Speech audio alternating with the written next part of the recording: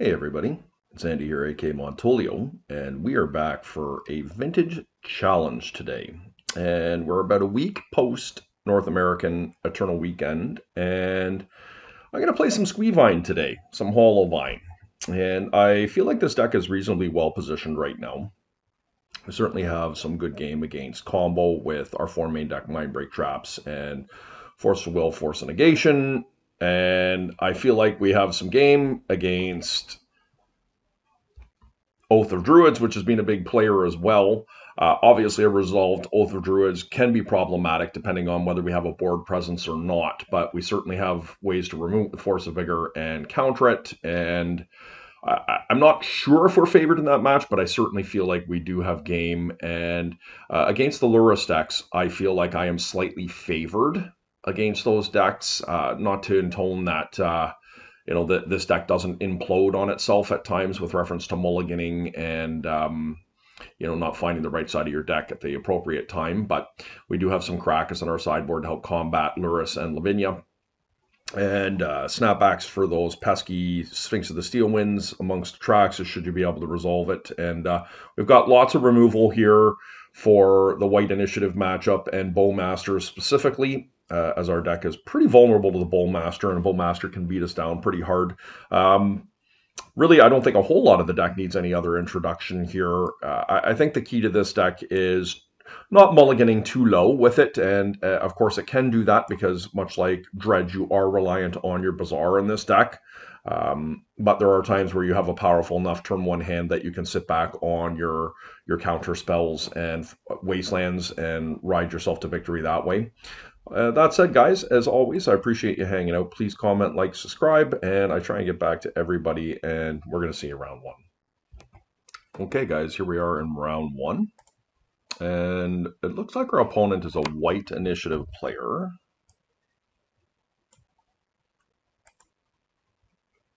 Easy powder.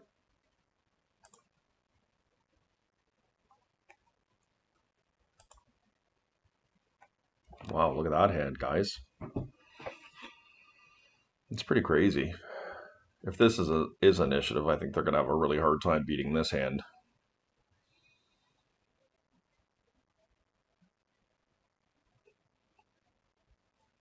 I mean, it would be somewhat unfortunate if they had the Chancellor here, but them's the breaks. We perhaps could hit a Root Walla to nullify that. Of course, and I don't know that my opponent is playing White Initiative. I just know that they have results with White Initiative. So we have to put one back. I think we're just going to put the Misdirection back.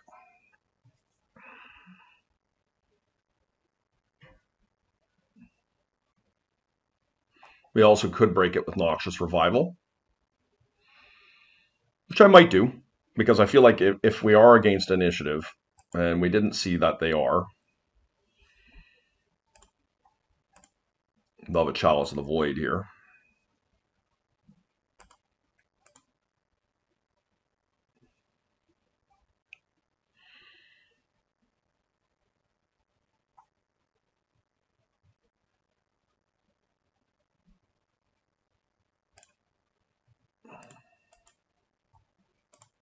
Very strong start. But certainly is vulnerable to combo.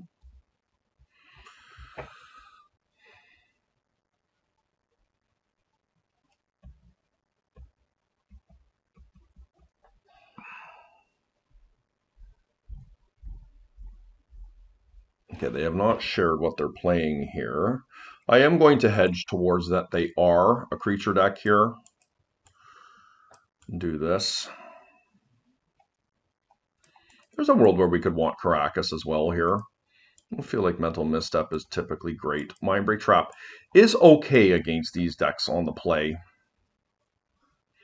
But obviously we have a dearth of options here. I do feel like Mindbreak Trap is probably better than Force and Negation. And so let's talk through that. So Force and Negation can get you their mocks. and can screw them up that way. But more often than not, what you see is something like Mox Cavern into their creature. Whereas this might slow them down. This has and same thing. I mean, maybe they just have a Mox into an Ancient Tomb and they can go off, right? A Chrome Mox.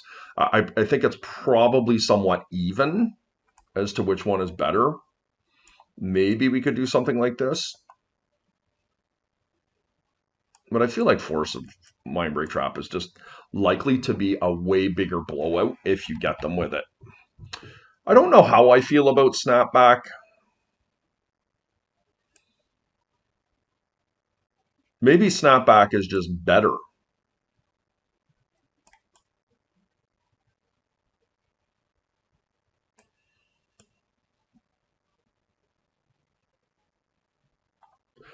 And Caracas isn't great either, but where Caracas does matter is Thalia. And Thalia does impact our deck in a significant way.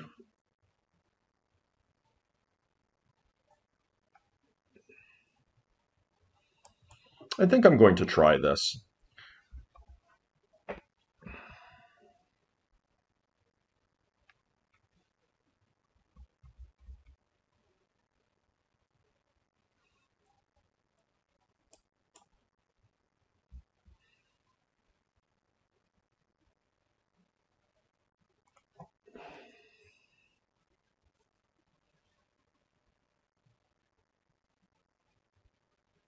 It's a nice looking nice looking 7. We don't have any counter magic, but that's okay.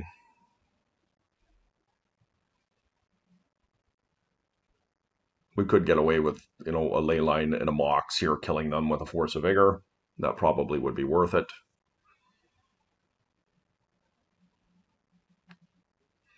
My opponent is down to 4, but White Initiative certainly can win on a mulligan to 4.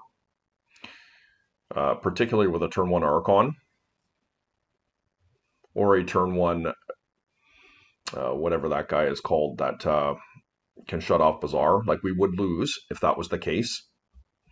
So there's a lot of things we're vulnerable to here, but hopefully my opponent is playing a little bit of a fairer game against us. Like, I wouldn't mind a turn 1 White Plume.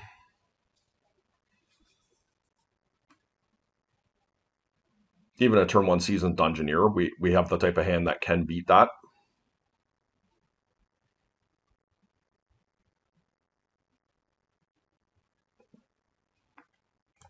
Okay, let's see what type of damage my opponent can do here. Okay, that's good news for me. I mean, Tabernacle is the card we next need to worry about, but that's a problem for a different day.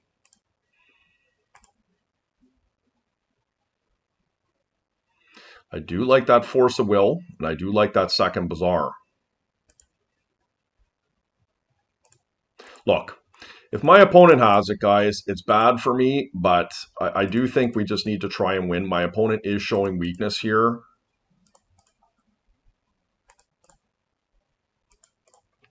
And we have to hope they don't have it.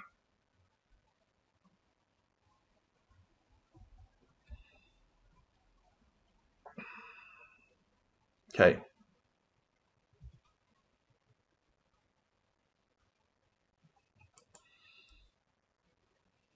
Yep.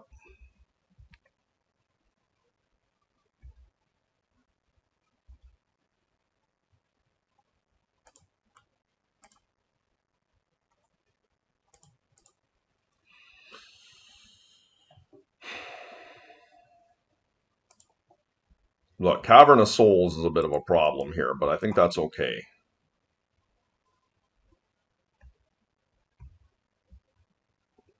And we have them dead next turn. Yep. And I can Force of Will whatever they have here. Now, they might have a Solitude here. That's okay.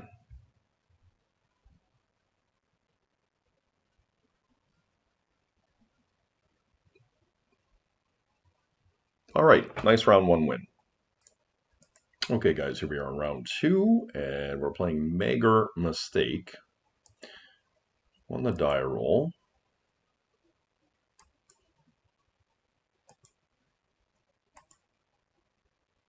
Okay, nice hand. I feel some security having the Mind Break trap there. A little bit vulnerable to a Wasteland with this hand, but we're going to keep this.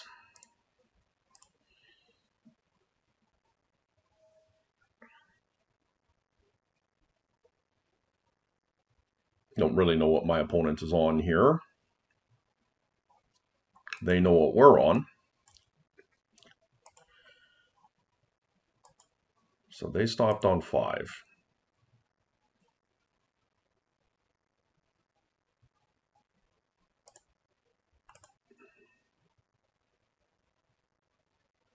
Hmm.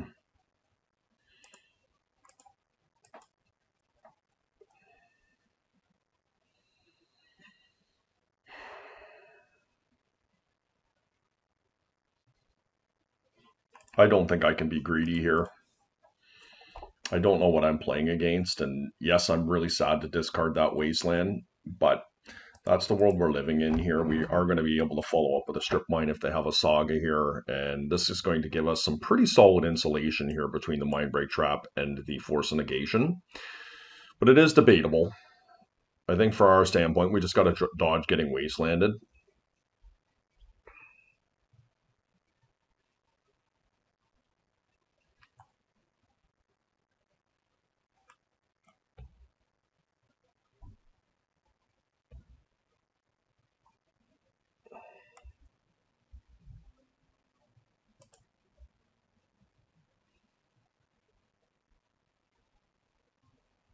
I don't think I'm going to spin here. I mean, maybe I can. But I do have double force up here. I think I can probably wait. Bowmaster could punish me here.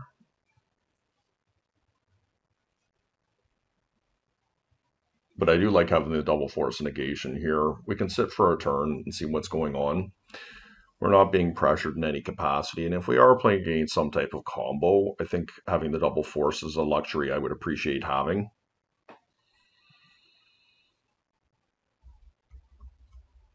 So this could be a vampiric.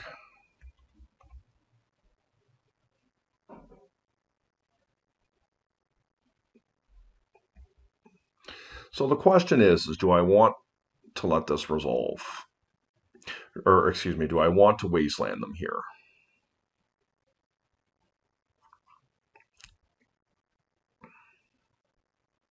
I think so.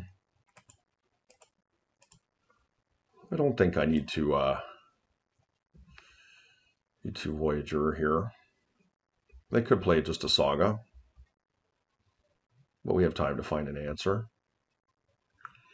Ancestral would be a bummer here. I can't stop an Ancestral. I will spin. Hopefully the Ancestral right here. Okay, so a bit awkward.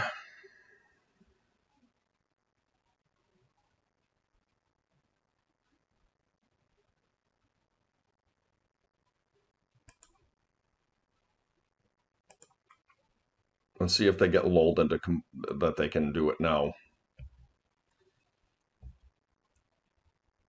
They should go now.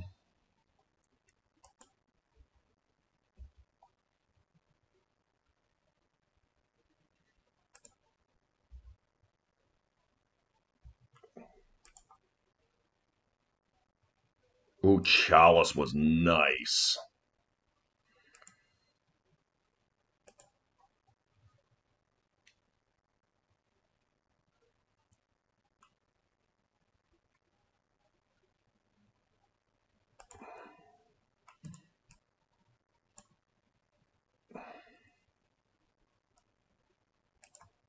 Yeah, it's risky. I mean, this is where we're living here. Hopefully this resolves. They have the force of will.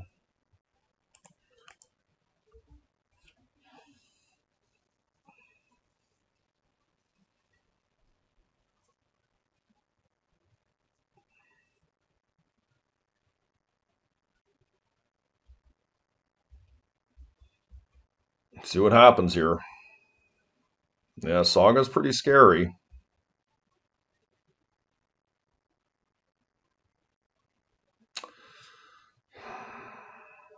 I think I'm going to time walk or counter this.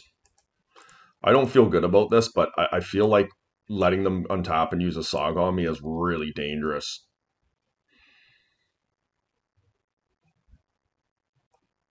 Because I have the Master, I'm not going to spin pre-hand. We're going to try and find a Wasteland is what I'm hoping to get.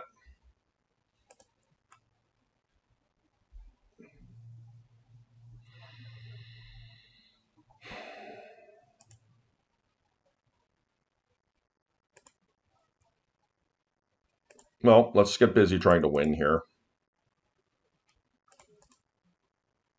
Wish we had a Vine here, but we don't.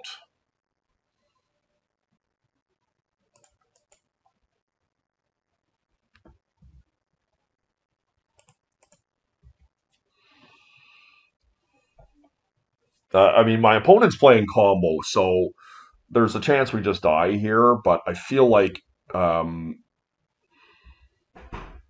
if we get to untap, we have a reasonable chance here.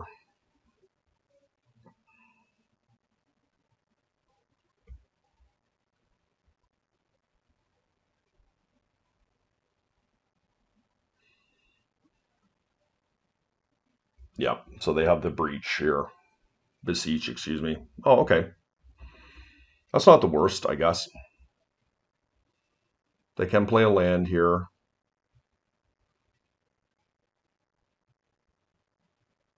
Ancestral, yep.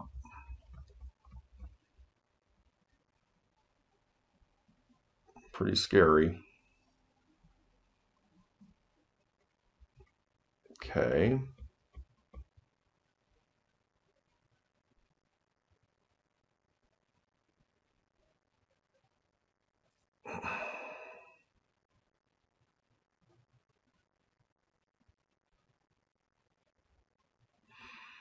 Unfortunately, we only put them to 1 here. If we get an opportunity to untap. But that will turn Force of Will off, and there is a chance that I will be able to hold up a Force here. I'm getting Master of Death back, and if I can find a Force of Will or a Force of Negation, it's pretty good.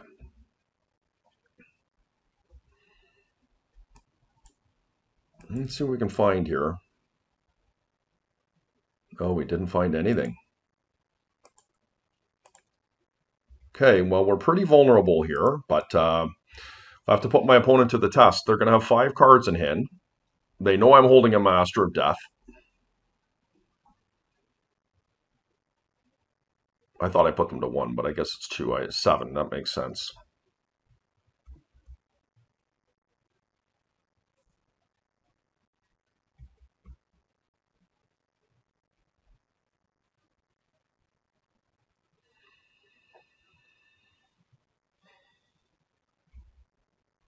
The good news for me is the Yogg-Will is gone.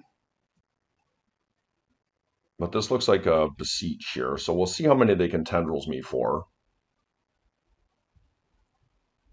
Like, the best card is the Yogg-Will in this match, so we'll see from here.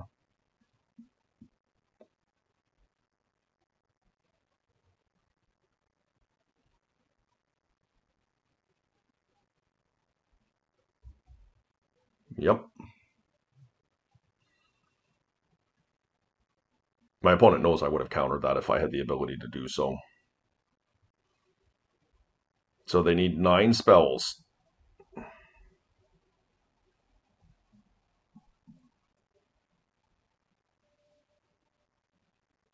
And as I said, with Yogg-Will gone, that's not straightforward. They do not currently have any artifacts in play that they can sacrifice another Beseech.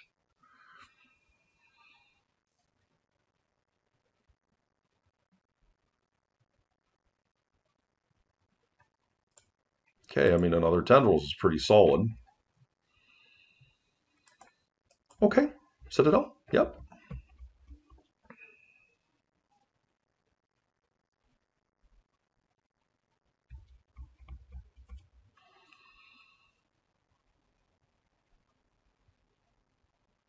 Mm-hmm.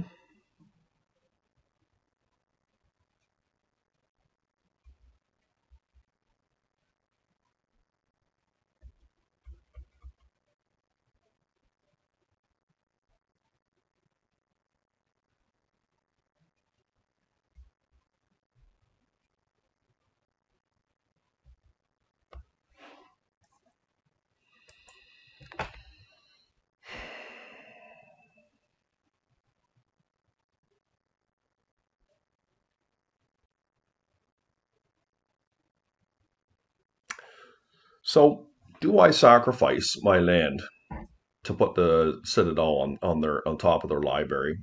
And my feeling is probably yes. I would have. They could have bounced another root walla if they wanted to sacrifice a land, and I think I was okay with that. I only needed to hit with one, but we'll take that.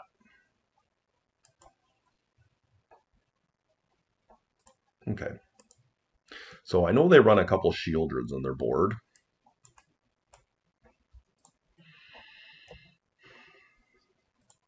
They're really just an all-out combo deck. I don't think I want Leyline of the Void. Like, I know that's one of the ways that they win, but I feel like we have some pretty good tools there. Like, I think we're innately reasonably well built against them. We could consider Noxious Revival. A couple Noxious Revival here. Do I want a Leyline? Believe it or not, I actually think Leyline is pretty reasonable against them.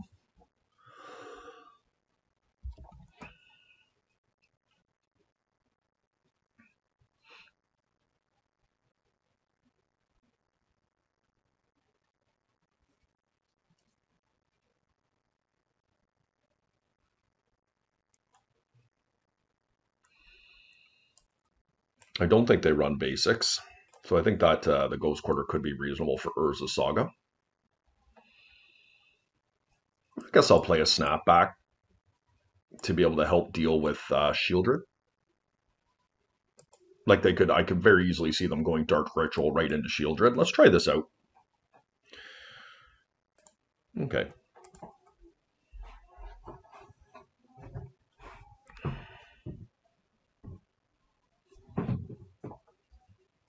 Okay.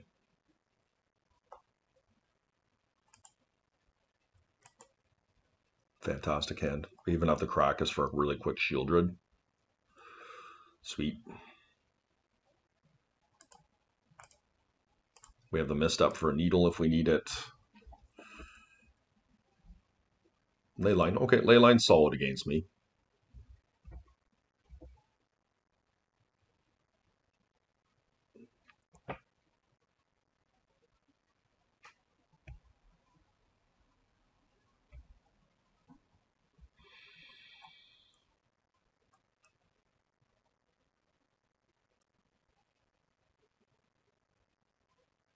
Well, they're pretty low on resources. Let's put them right to the test here, guys. Let's see if they have a non-basic in their deck.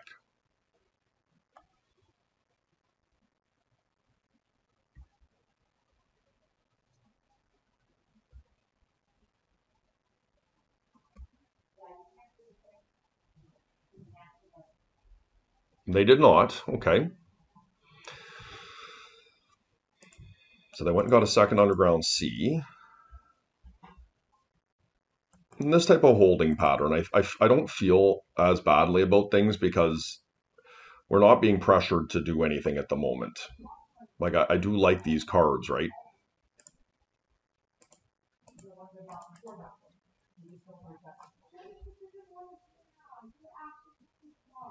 Brainstorm. I don't think I let them have that. I think it's a reasonable thing to counter.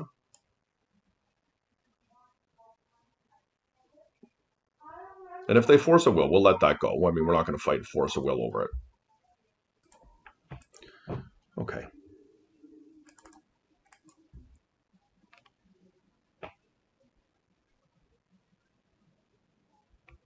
See if they have any more mana. And there's the one we didn't want to see.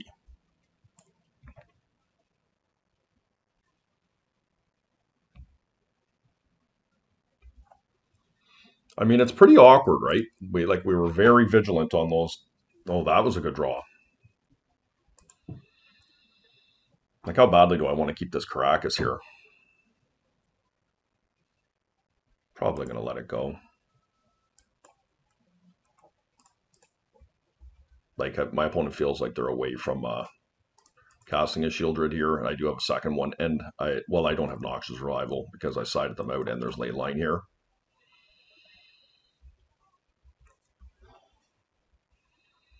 So we have two options here. As next turn, we can try and find a... I want them to have a Saga token here. I'm going to let this happen.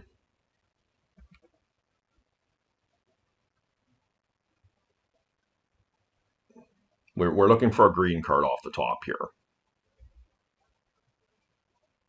Oh, or that. Fantastic draw for us. We don't need to do anything here.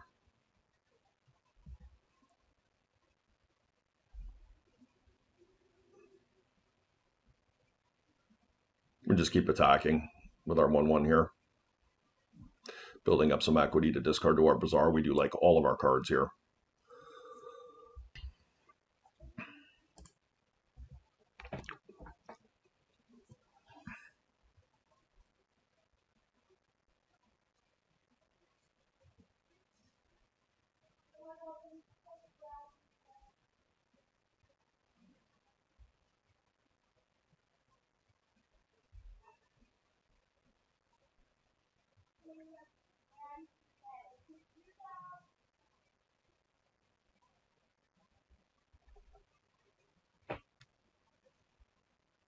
See if there could be a vampiric here. No.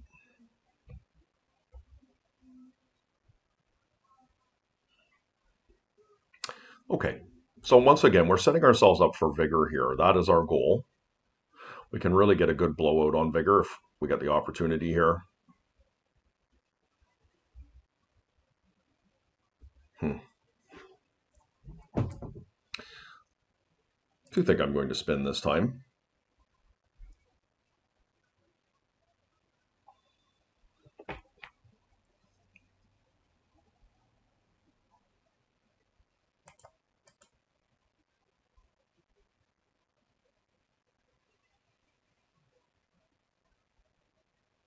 Okay.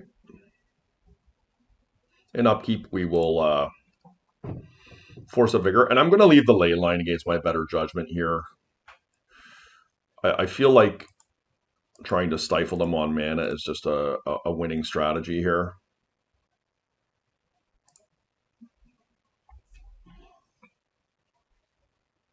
The problem I'm faced with is that I don't really have any pressure. So my opponent does have a force of will. So we're going to force a will back. So we're pretty vulnerable here. Like, I mean, you know, we don't have any pressure going. My opponent is low on resources, for sure.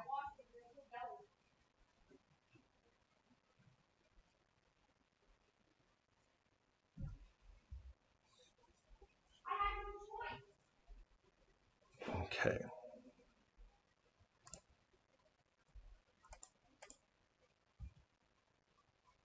Vine is a pretty bad draw.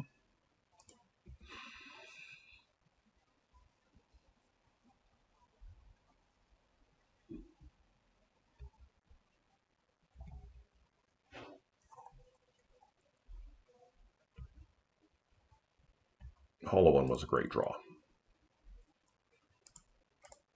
Would love to keep the Wasteland here, but it is what it is. We're just trying to kill our opponent as fast as we can here before they can build up critical resources.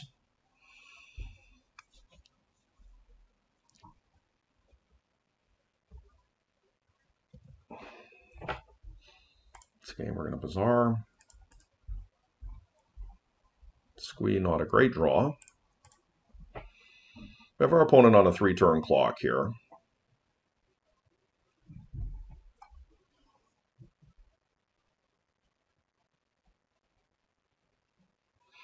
Yep.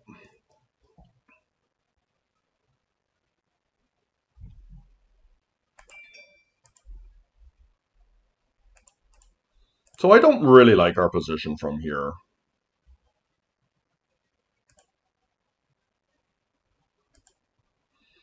It's pretty awkward.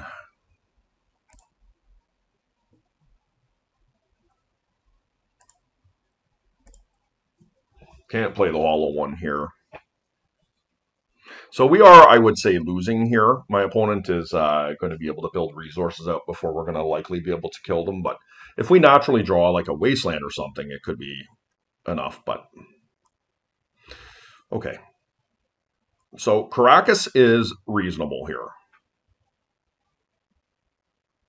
Going to play it out.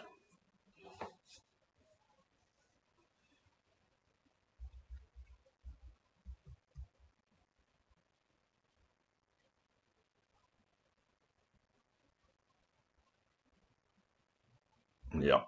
So likely Dark Ritual into a Beseech here. Let's see. Top. Okay. I can live with that. It's not optimal, but it's where we're living right now.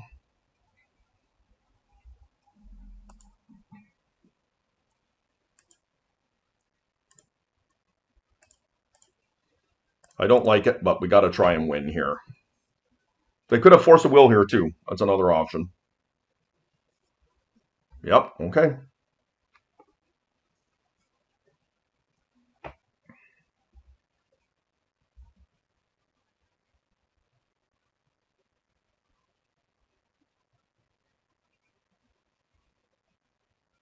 Yep. Can't stop it. So we're probably losing from here. How can I get out of this?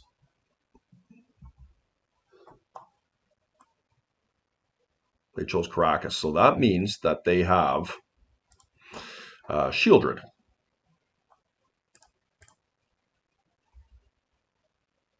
And if I find a Wasteland, how many Wastelands do I still have left? 3 of them.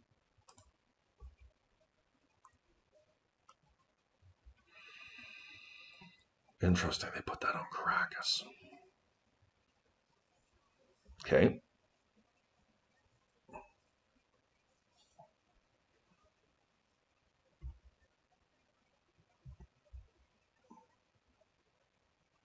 I mean, I don't like my chances here, but I will say this, that my opponent should have absolutely turned off Bazaar. The fact that they're letting me play this game is interesting.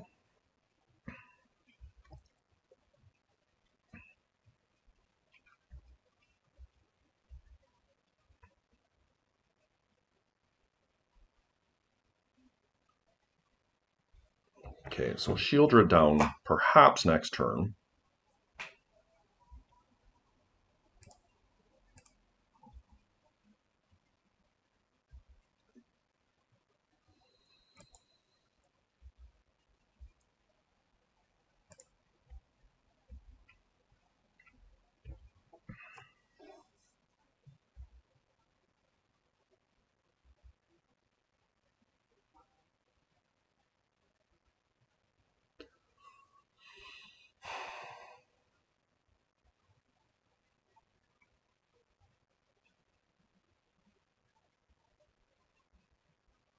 So they dig for a land here. I think it's maybe worth looking for a Wasteland here.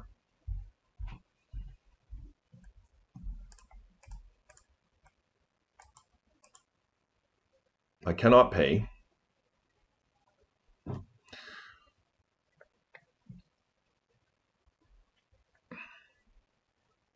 Yeah, I'm probably losing to a Shieldred here.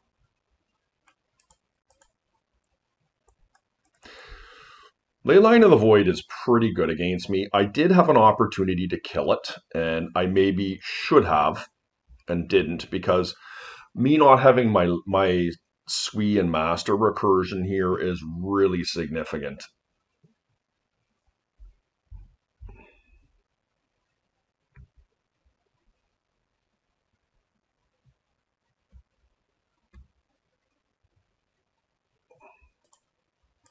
So there they are. There is the Mister. Okay. They know I cannot easily beat this card.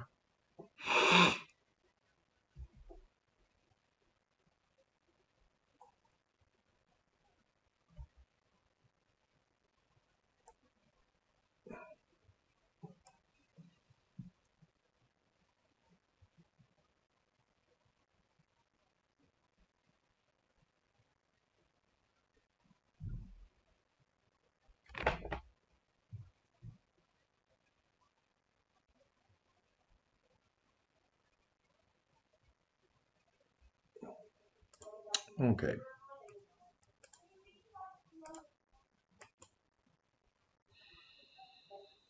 So we're going to play the clock here on this one a little bit. I'm not going to concede. I do think that this is highly improbable that I'm able to win this game. Like, even if I draw a blue spell to be able to put Shieldred back, um, they can just easily recast it.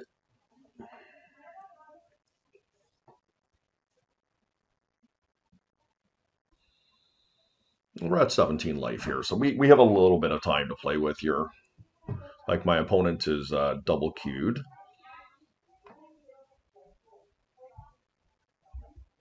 Okay, we cannot pay that one.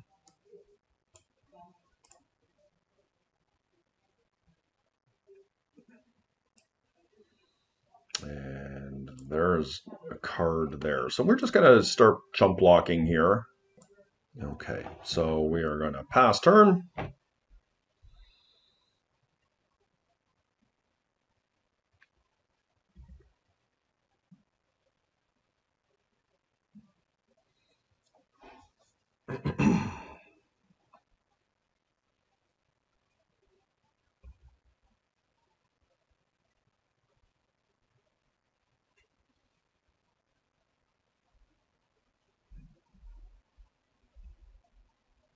They got to pay one for their tab here.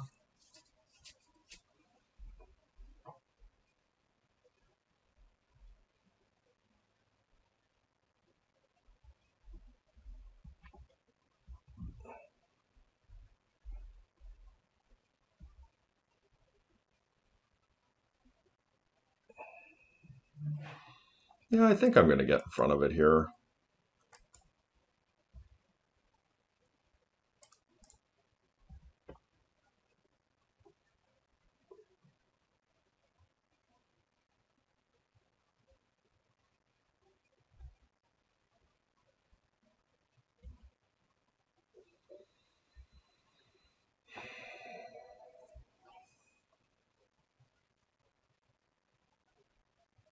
So there is a possibility if they do what they did last time that they mightn't be able to recast Shieldred here if they dig with their top.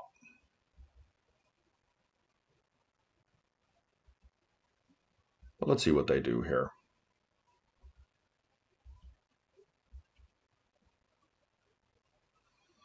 So I guess they can just recast it. I'll take the hit here.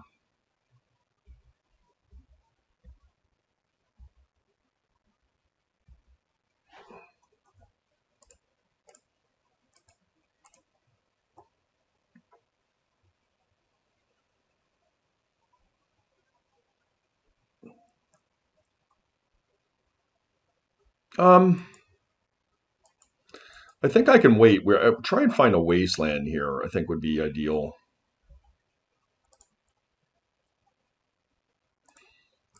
We did find one.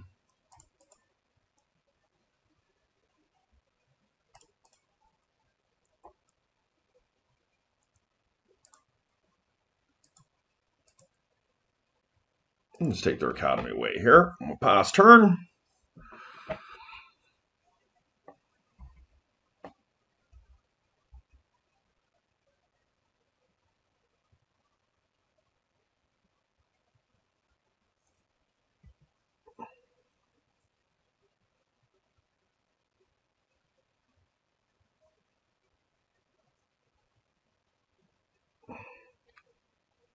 So if they have another land, they can just recast Shieldred here. But, I mean, what am I going to do?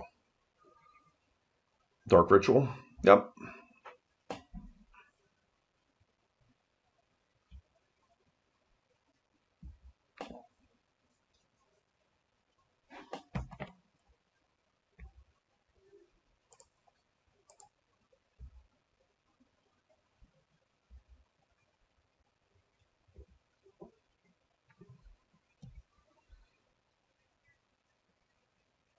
And we're just trying to kill clock at this time here.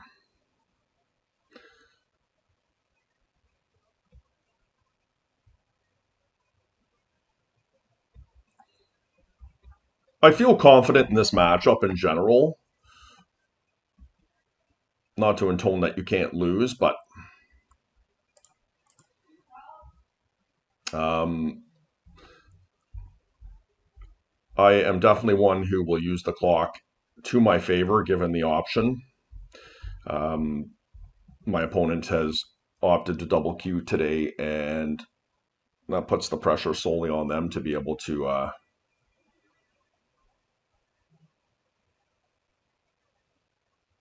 get their business done here.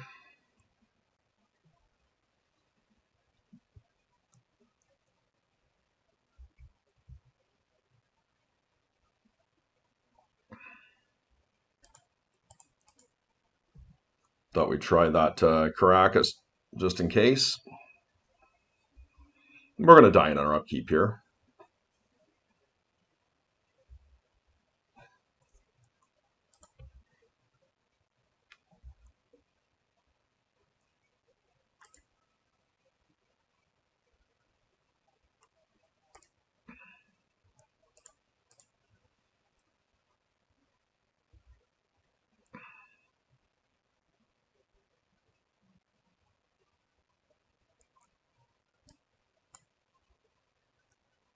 All right. So 3 minutes and 45 seconds, and let's just hope we can have a really solid hand here. Shieldred is without a doubt a major problem for my deck.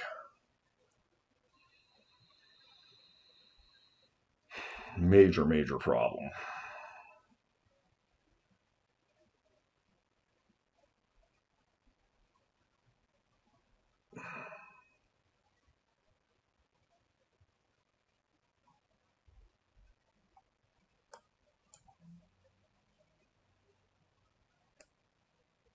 All right, let's try this out, guys.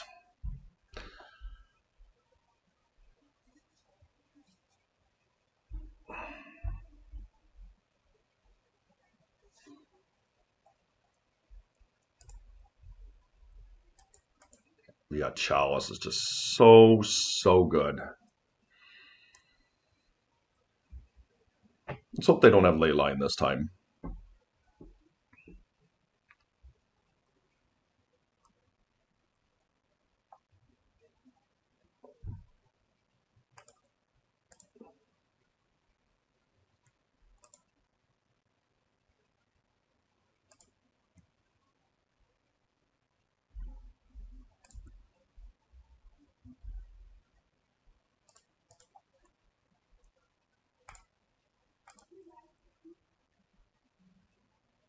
Okay, Chalice is in.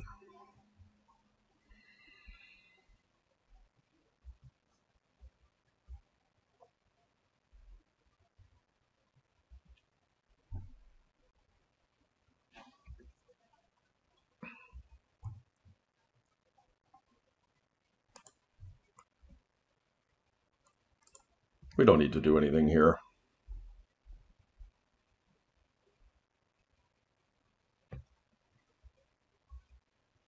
Same thing. Our opponent isn't putting us in a position where we have to do something. Yet, anyways. Time walk. Yep. I'll let time walk go. Do I want a wasteland here? I think so.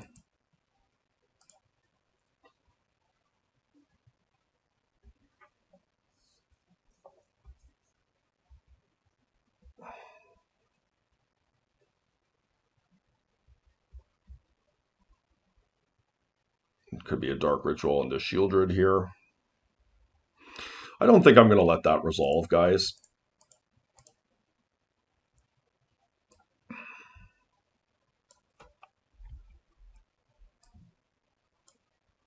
Okay. So they did protect the ritual here. So let's see what this is. If they have double ritual, it's pretty bad for me. At which point I think I have to Bazaar. Looking for a misstep, but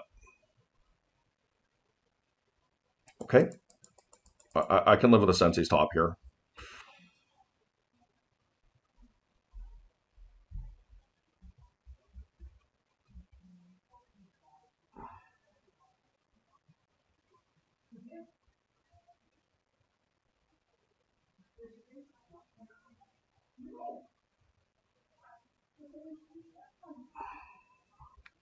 No need to bazaar here.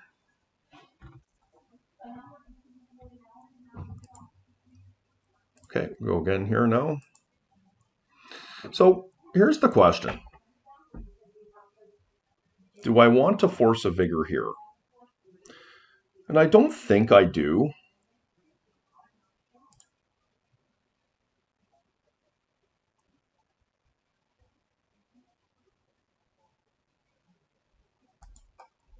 I don't think I need to right now.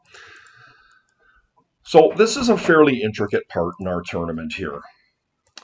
So here's the thing, guys. Okay. Urza's Saga is a pretty scary card for me here. It is possibly one of the ways that they could get back into this game. So what I'm talking about here is do I ghost quarter them here? And my feeling is I do. Look, it's risky, but I'm going to do it, and I'm going to hope that it's enough because my opponent has gone through a Dark Ritual already. I felt like if they had another one, they would have used it.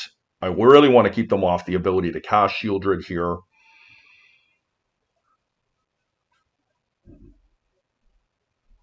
It's a gamble, and of course I have to hope that they don't have a basic in their sideboard that they put in.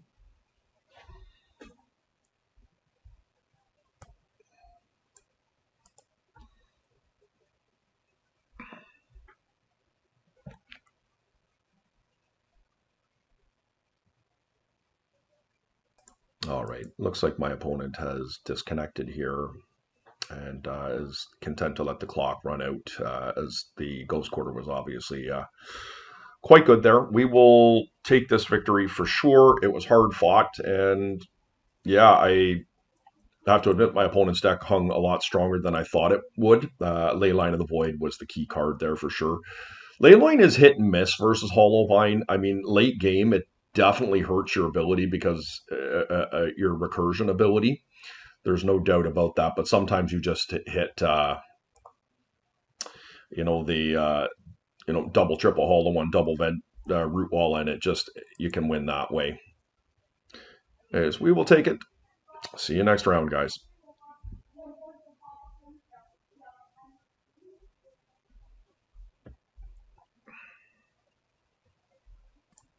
Okay, here we are in round 3, and we've run into Slacks, who I believe is Jesse Hampton, on the die roll. The mulligan that hand, I do like it, but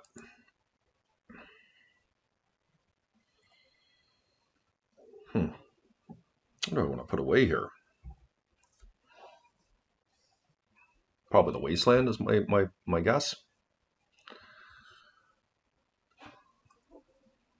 Because I'm going to want a green card to keep with the Force of Vigor. Hopefully I draw a blue card, and I'm going to like the discard equity of the Root Wallet and Squee. I mean, obviously I don't want to... I'm hoping to animate the Vine here, but let's see what we're up against.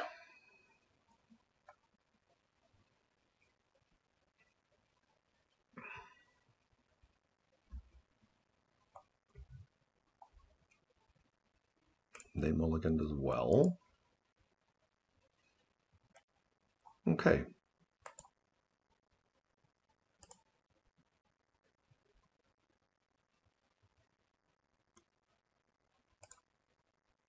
Oh no.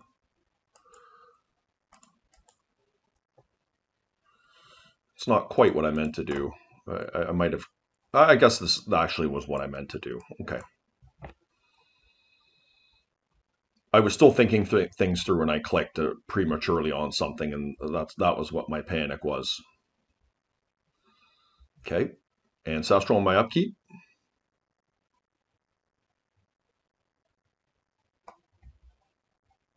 Nope.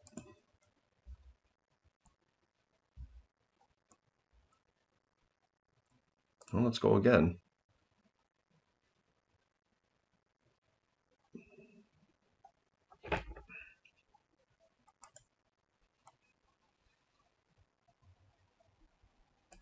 Do I need a second Bazaar? I probably should.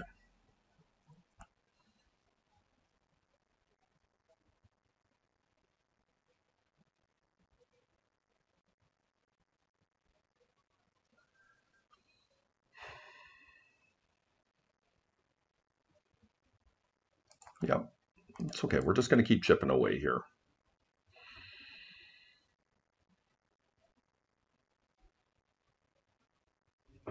Lavinia is likely to be the card to come down next turn, I would suspect. Lavinia is pretty hard for me to beat.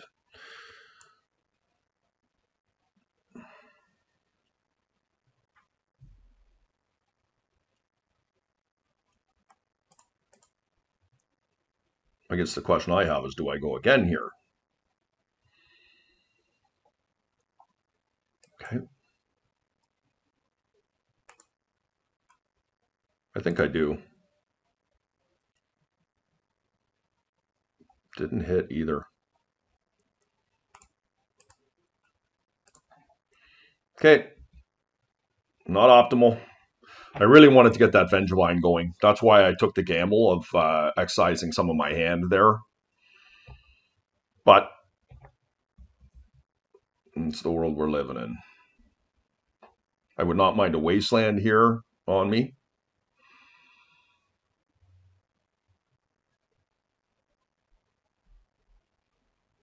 Okay, this is Lavinia.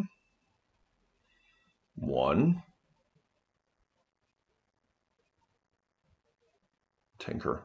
All right. Well, we will be able to win this battle. They likely have a force of will. Oh, they didn't.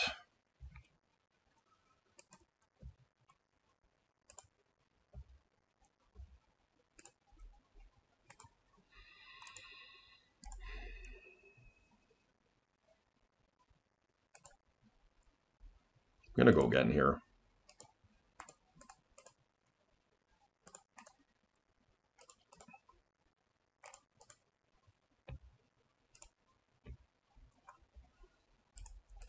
Okay. We're all in. I mean, I'm vulnerable to what my opponent does, but they only have 2 mana here.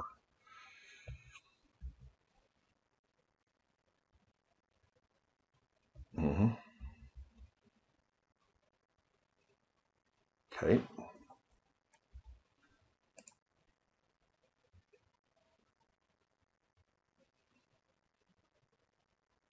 So I think I can spin one of my bazaars here.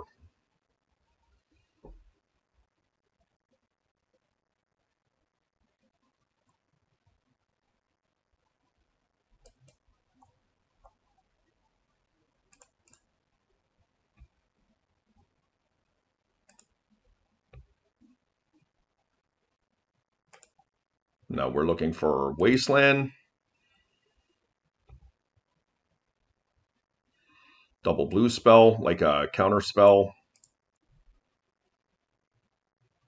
Okay, that's not optimal.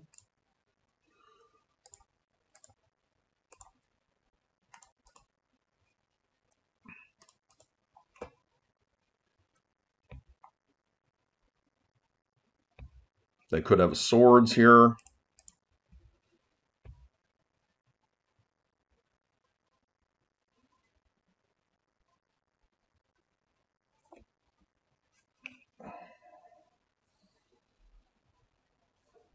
Okay.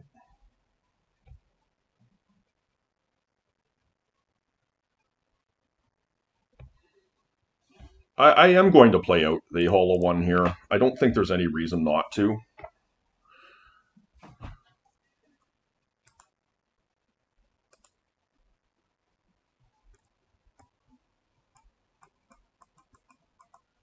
March of Otherworldly Light. How interesting. Okay.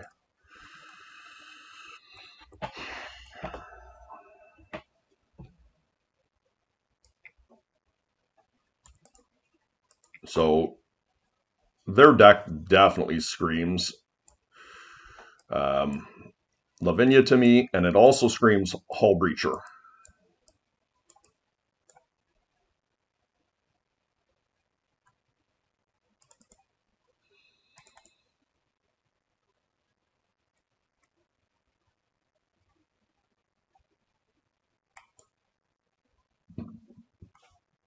I did not see Wastelands out of them.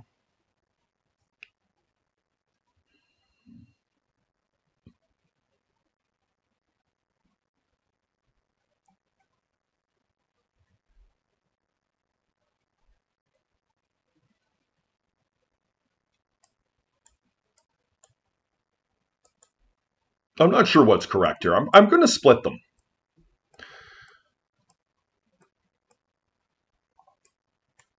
Maybe I just like Pyrokinesis better.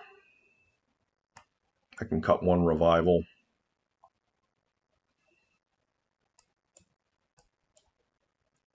Maybe I just back off on Mindbreak Traps here.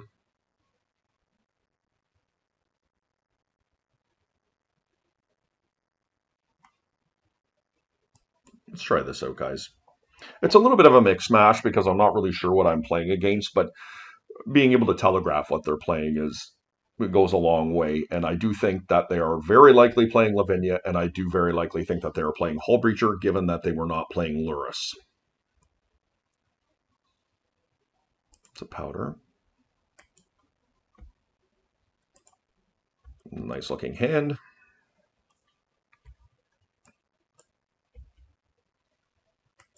Needle. Yep, very good against us. We do not have an answer to Needle.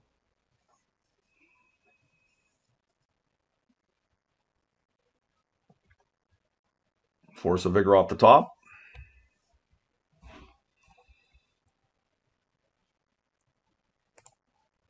So what we're going to try and do here, guys, is we're going to try and find another Root Walla, and we're going to try and bring back our vine that way.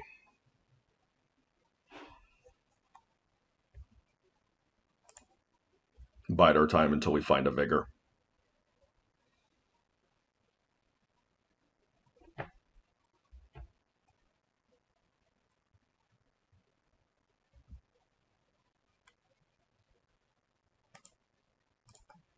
Not optimal.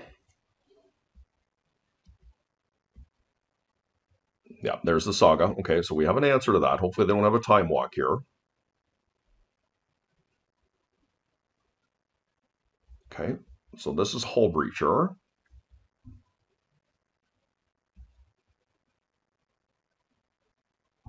Or Tinker. Oh, Nurse, that's a good one. Yeah.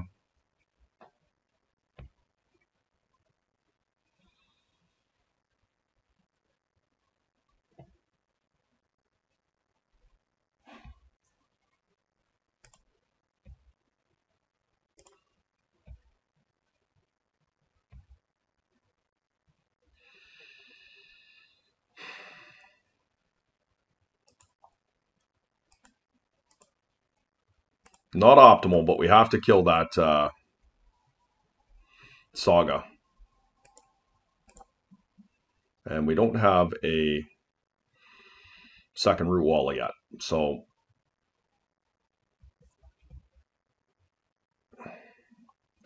to be clear, we are losing this game really badly. We got stifled on a turn one Pithing Needle with a what I would deem to be a really nice hand.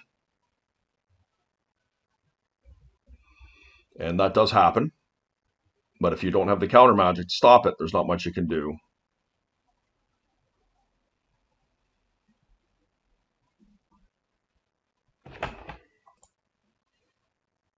There's the Time Walk, okay. Excuse me.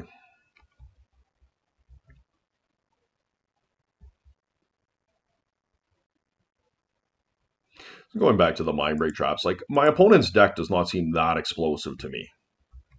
They're going to cruise here, likely. Okay, so that's Lavinia.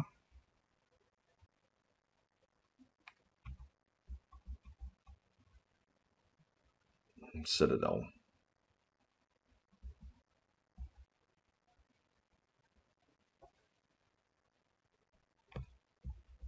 Mm-hmm.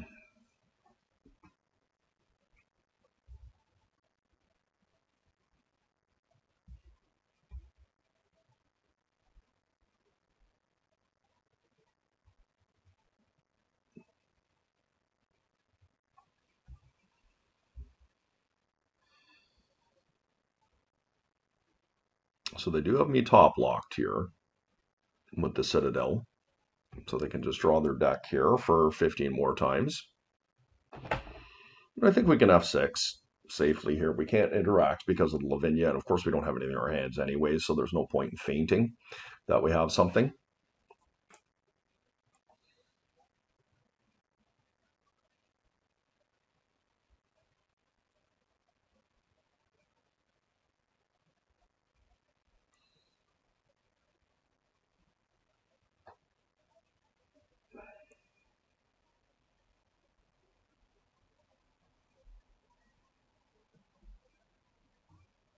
Time vote, yeah.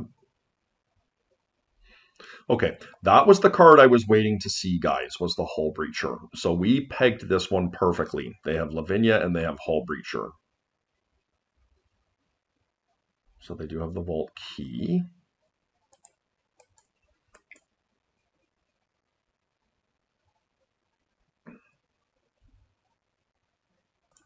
Okay, so I think we definitely want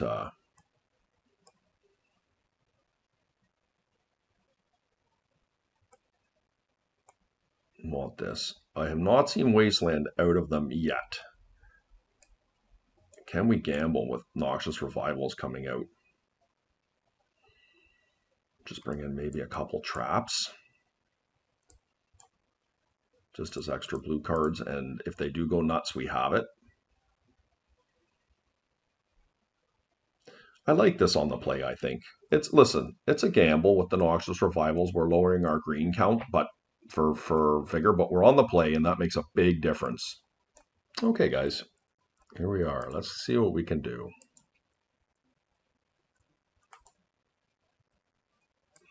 All right, this is unfortunate. This is the first time so far today we've had a really tough time with the mulligan. Not optimal to go to game 3 and have that happen, but we can still win.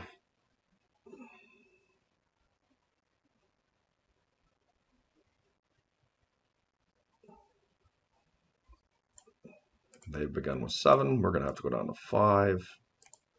There we go. There's a really nice looking 5.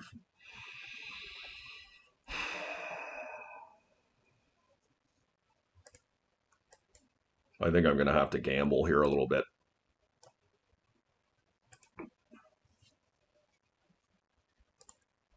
Like, I do like this 5. If we can use our Bazaar, we're in strong shape. Even if it does get shut off now, I mean, it's not the end-all be-all, right? Can I get rid of Pyrokinesis here?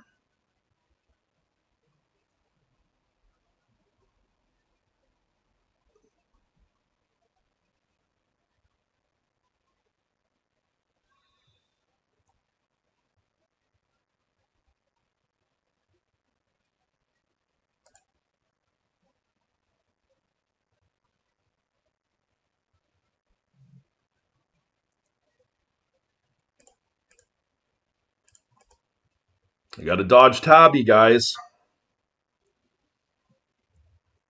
I wouldn't mind a Force of Will on one of my hollow ones, to be honest.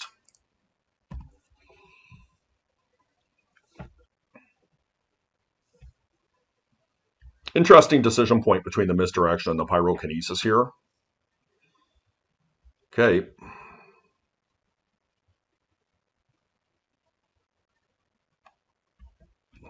This is a Hull Breacher for sure.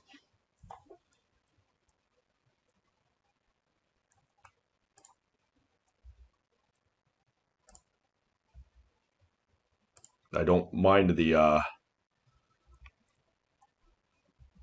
help here of the Mana Crypt, to be perfectly honest, given the combo nature of this deck that we're playing against.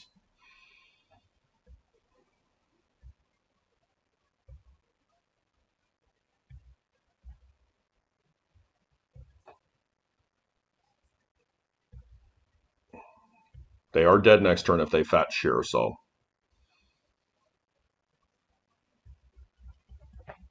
See what happens.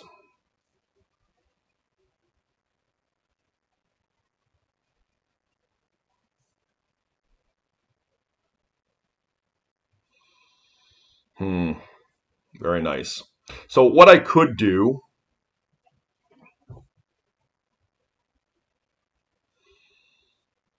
Look, I think this is fine. I'm not playing into the Hull Breacher here, and I don't want to lose a counter war. My opponent is the one who needs to answer me here. And that Mana Crypt is doing work. They won that time.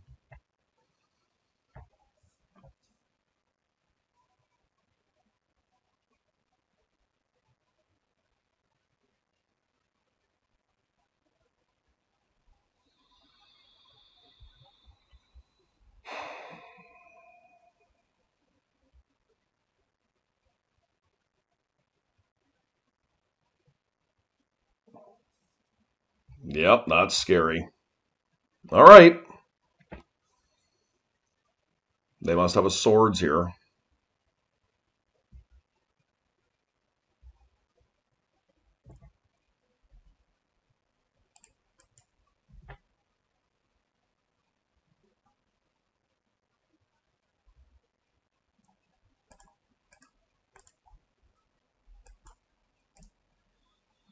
For the win.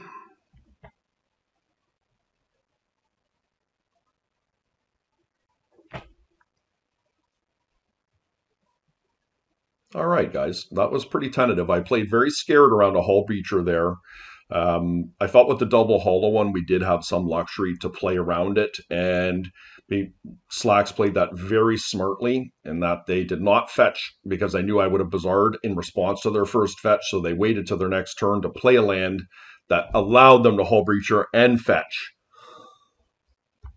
And when an opponent plays mana crypt land pass when they're on the draw, it highly means that they're on the hull breacher. Would have been curious to know whether they had it or not. That said, we will take the win there, guys. We'll see you next round. Okay, guys, here we are in round 4. Playing Wong deck. They do have some results with the same deck that we are playing, so we could be playing a mirror here. We're going to mulligan. Fantastic hand.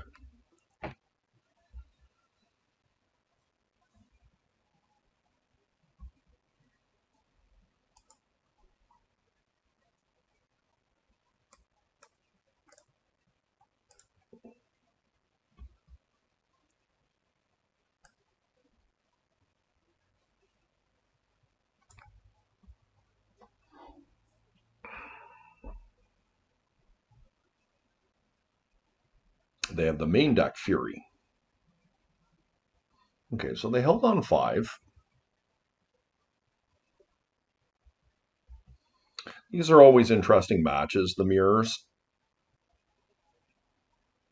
I think traditionally what you're looking to be is the beat down here.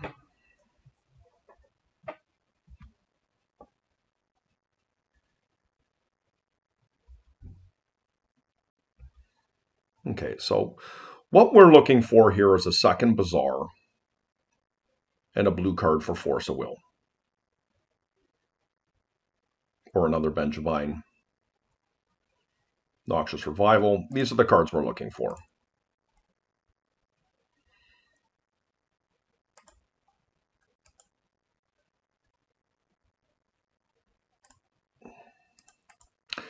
So the Force is decent in that it's going to be able to protect our Hollow one here from a Force of Vigor or a Force of Will.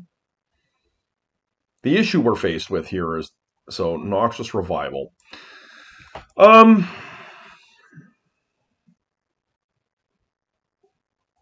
think I want to fight over this. I just feel like we need to try and win here.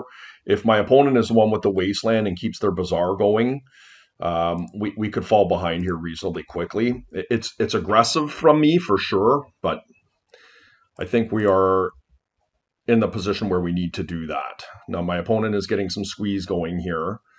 They have a squeeze going. And so we really just need to fade a Wasteland here, I think.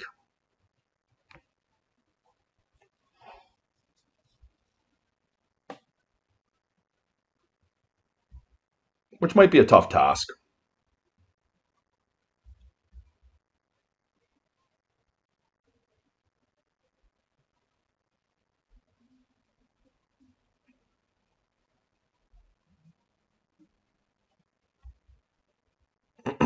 Excuse me. Okay, they did have the Wasteland. Okay. We would love our own Wasteland here.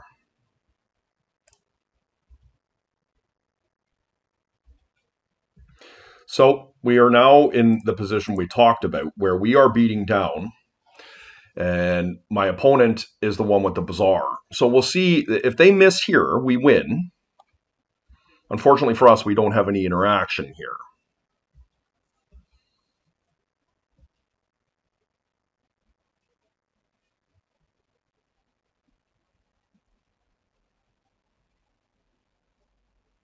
Okay, they found a root walla.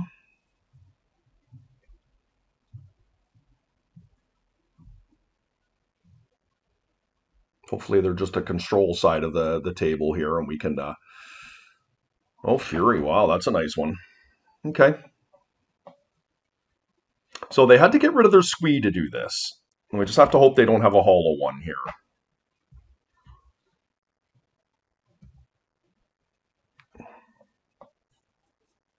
How about Bazaar off the top? Or Wasteland? Not that one.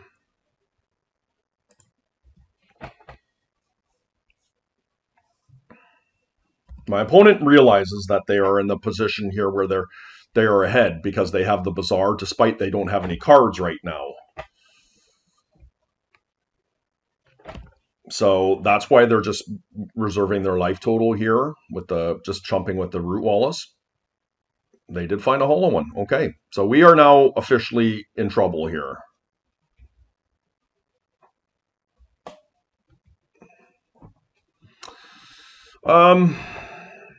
My opponent can't really attack me. They're not currently the beatdown. My opponent should have Bazaar'd in their upkeep, in my opinion, there. Wasteland, okay.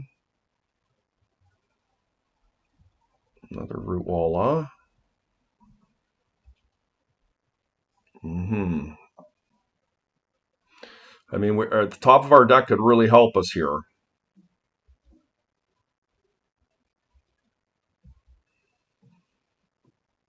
So now what we can do is we can start discarding squeeze.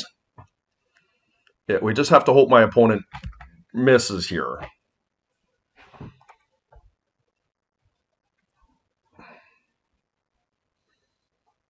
Obviously, we're looking for a Wasteland here, preferably, or a Bazaar of our own. But outside of that, we do have a plan.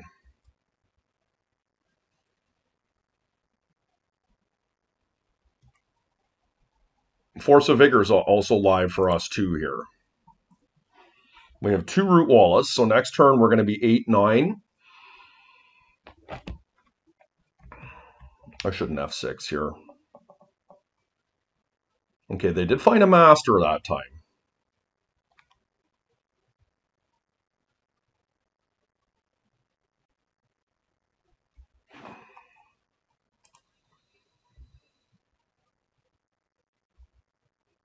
Okay, so this is what we're going to do, guys. We're going to discard. I guess I'm going to attack here.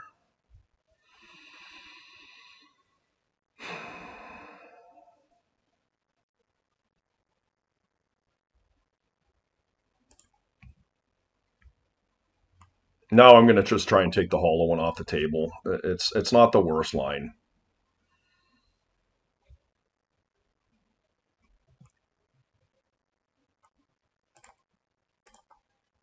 And now we have 2 root wallas and a Vengevine coming into play, which is pretty solid.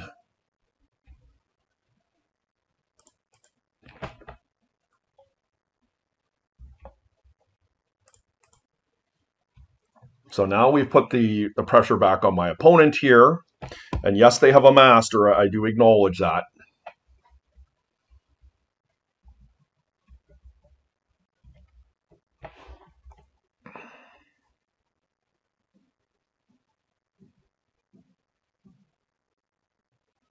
They found a Fury. Okay, well, we are going to force that. They have double Master of Death, but the Master is going to start taxing their life total here. Bizarre or Noxious?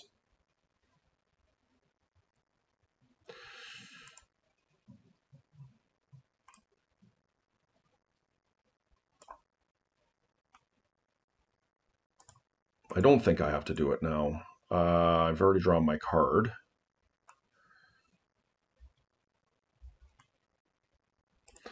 What will be interesting here is, do they just block the Benjamine? They probably do.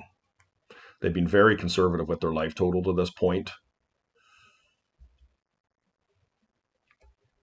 And in their upkeep, I am going to Noxious Revival.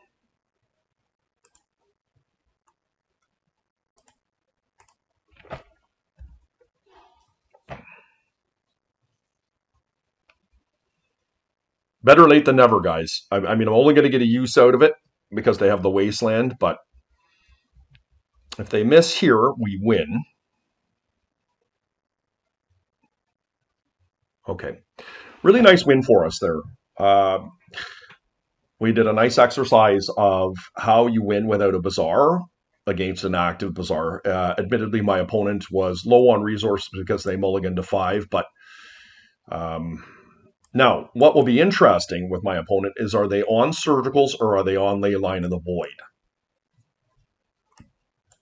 Now, I did cheat on Ghost Quarters here, so I am a little bit behind the gun on that. I think Mindbreak Trap is not good here. Misdirection is probably poor. I also think Force of Negation is not really where you want to be. I do like Mental Misstep because of the presence of Noxious Revival. So we've got a couple extra slots here.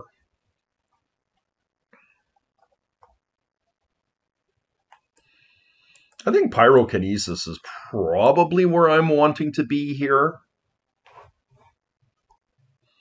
Force of Vigor is a good choice if they are on Leyline of the Void, because there's a world where, you know, in these type of mirrors, if you don't have the complete aggro hand, it is definitely important to be able to leyline, kill your opponent's leyline, and hopefully you get something like a hollow one along with it. Where I would not run all four is if they are on the surgical plan, and going into champs, Leyline of the Voids were out of style. Because there, wasn't expected to be a huge presence of dredge, and surgical is just a more versatile option. But now back online, it is my firm belief that Leyline of the Void is a far better card, especially post champs, because Squee did put up some numbers, and I think is a solid metagame choice. So I think this is where I want to be.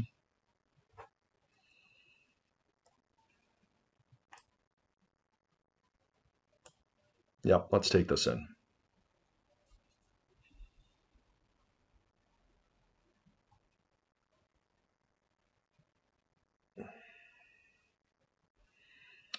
So this is pretty good because we've got the Leyline and we have the Bazaar. We are on the draw as well. So we're going to keep this one. I mean, we're at 7, which is really good for us. But obviously, we can't protect the Leyline. And this is one of the issues that I never liked about Leyline initially in these types of decks, is that they powdered and kept their 5. Okay. So there's 2 Vigors gone. But if they have the beatdown here, it's well, I guess they can only beat down so much because I have the Leyline, but Noxious Revival is a dead card for them. If they don't pressure me hard here, I'm very likely to just wasteland them and hope that they don't have another Bazaar. Okay, they have a Root Walla. See if there's a hollow one here.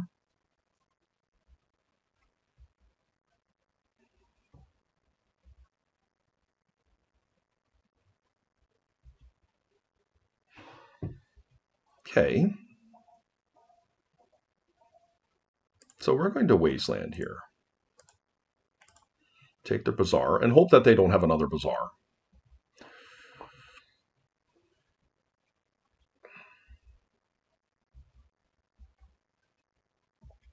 Doesn't look like it.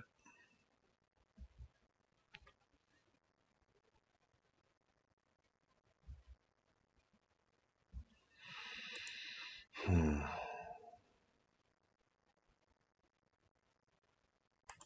a little scared to play out my Bazaar here, given I don't have anything going. Oh, so good.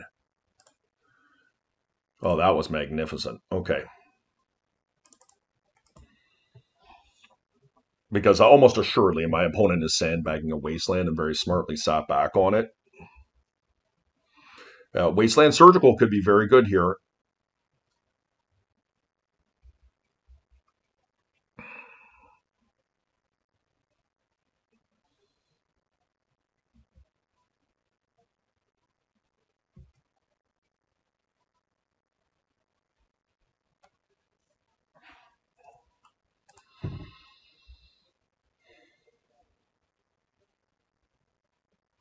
Oh, they had the surgical. Yep, that's very likely to win. I get my two Bazaars out of my hand. Wow, punished.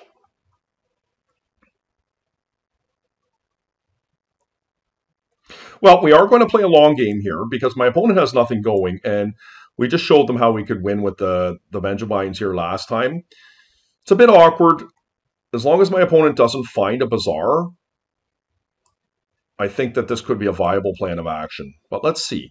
I mean, a number of things have to go right here.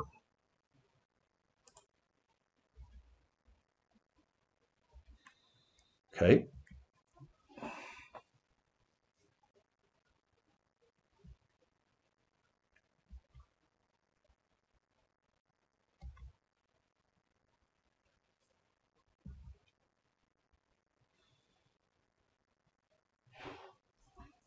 No, they found a Bazaar. You got to be joking.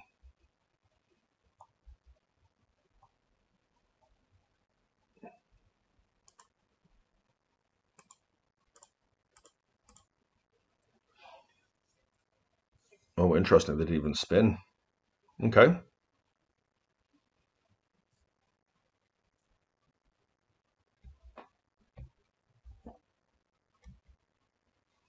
We've got lots of time here on this given board state. I find that very peculiar. My opponent would play that Bazaar out like that. They must have multiple in hand and are just looking for resources here.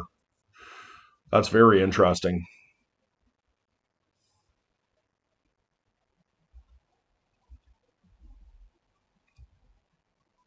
We're going to be able to discard next turn.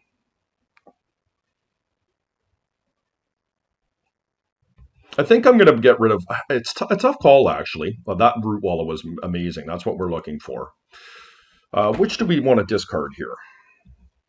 The Master? Probably Squee. Actually, you know what? I'm going to get rid of the Master here.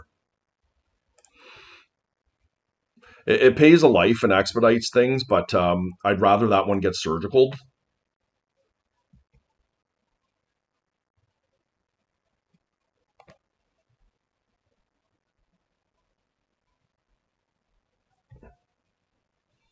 Maybe that's not the right thing to do given my life total here. Okay. Ooh.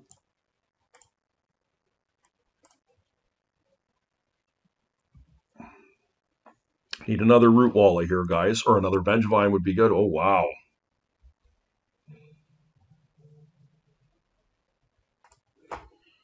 Okay, so double Root Wallow coming in here.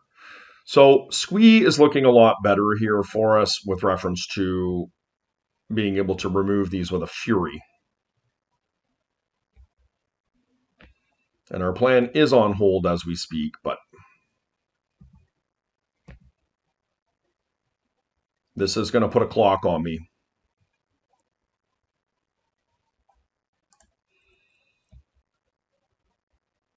Can we find another Root Wallow? Right? Oh, they're going to surgical me here.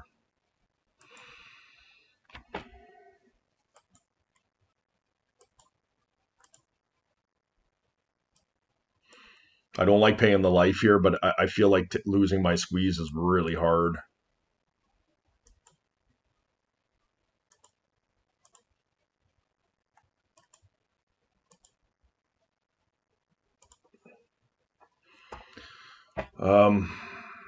Yeah, we're just losing here.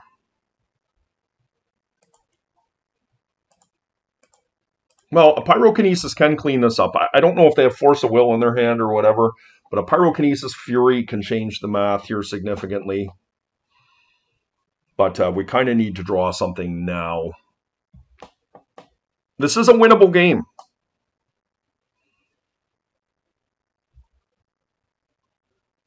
That is not what I'm looking for.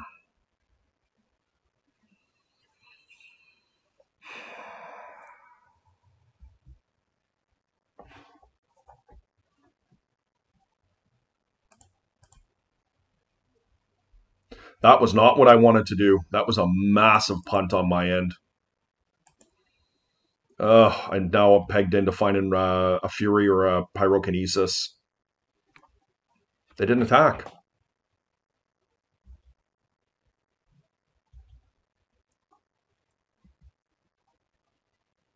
That was a blessing.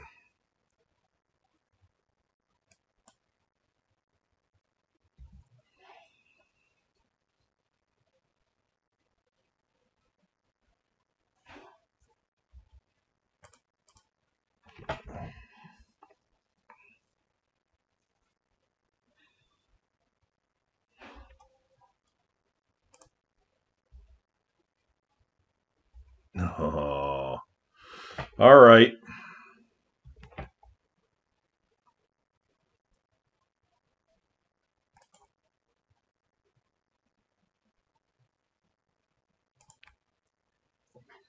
Yeah, we're in a pretty bad spot here, guys. I do have a chance. I mean, if I find a Fury or a Pyrokinesis here,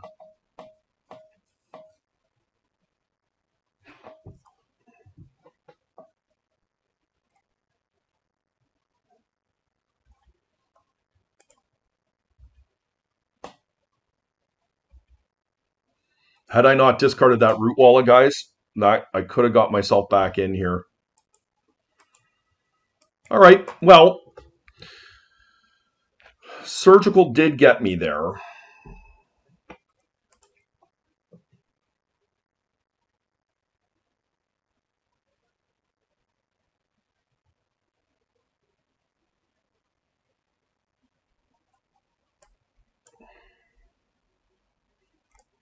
I feel like Force of Vigor is definitely one of the worst cards there because they're on Leyline. I will keep a couple of them.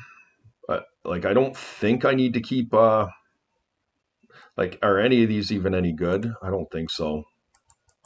Wow. Force of Vigor is pretty good against me, but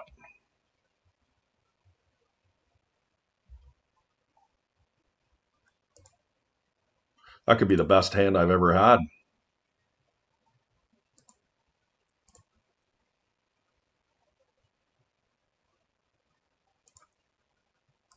I mean, there's things they could do to get out of this, but it's going to be hard.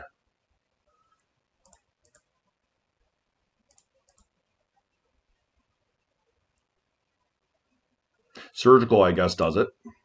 They don't have it. That's the first obstacle. Oh, so good, guys.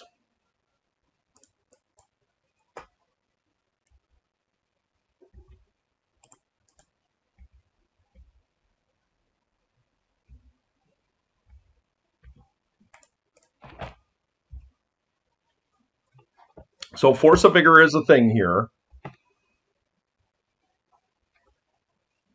But I don't even think they can't Wasteland me. They're dead. They have to Bazaar.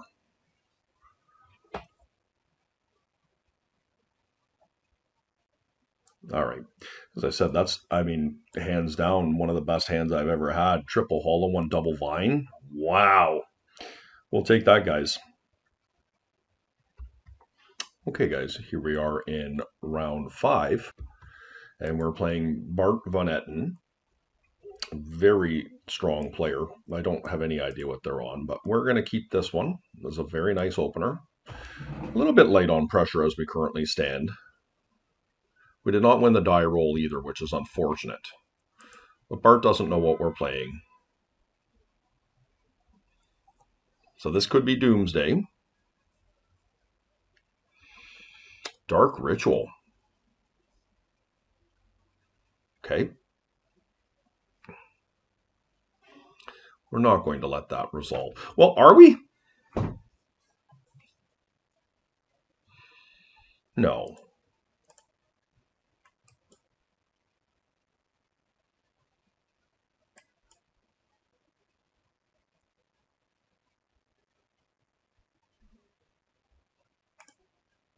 Could have a daze here. Okay. That didn't work for them. It's interesting whether we should have let that resolve or not. Because we have quite a pretty good counter suite here. I'm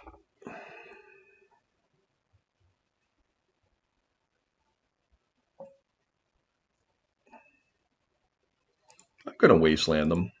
I don't mind having more card equity here for a discard on the Vine. Perhaps being able to animate a Vengevine there. Interesting thought process as to whether we let that resolve or not.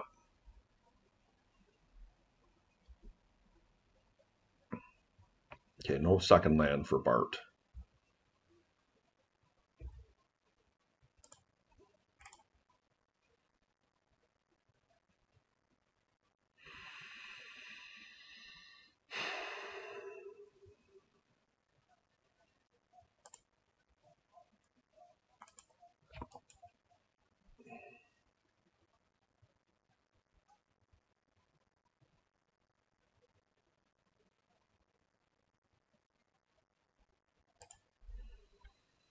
I am tempted to come off the Force of Will here because I believe Bart is going to give us some levity here for a turn or two, but I think it is unnecessary to do that. We don't need the extra Bazaar. This turn I may do that. We'll see. I'm going to, yeah, probably. We'll see what we draw. Okay. Well, that makes it a little bit easier for us. And pass turn.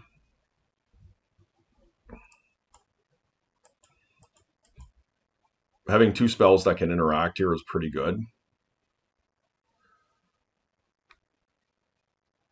Yep, they can see. All right, no land. We are being given an opportunity here. We just need to find another creature to put into play. Root Wall or Hollow one. Well, that's not a good one. There we are.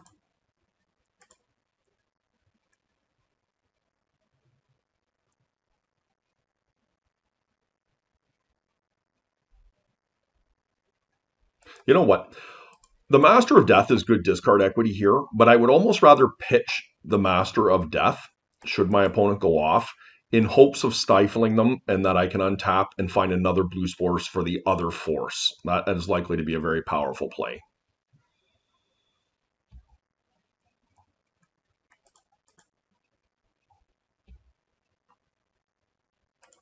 Okay, so this is what we needed here. It hasn't been perfect, but we needed some pressure on our opponent here, and this is going to apply significant pressure here, especially in the event my opponent can resolve a Doomsday.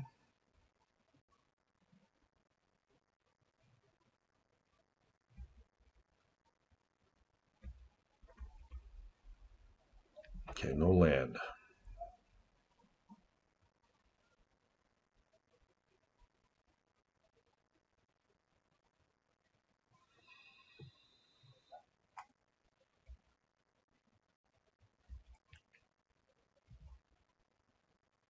Yeah, we don't need to do anything here.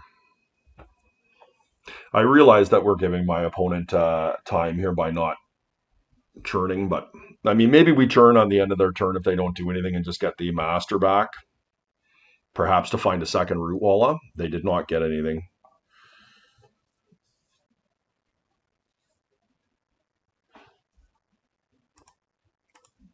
Okay. So my opponent has a substantial amount of hate in their board. They do have Shieldreds, they have Tabernacles, and they have Ley Lines. My typical outlook in these type of matches is that I don't believe Force of Vigor is where I want to be.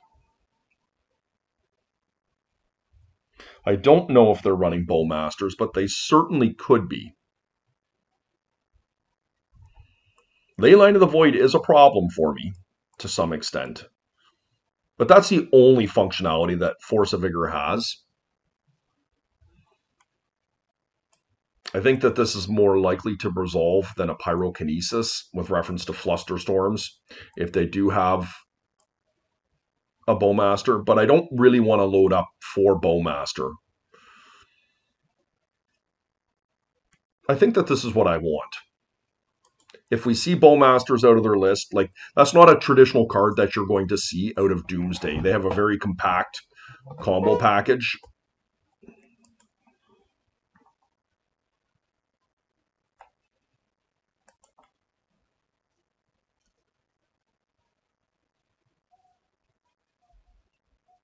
I'm going to mulligan here.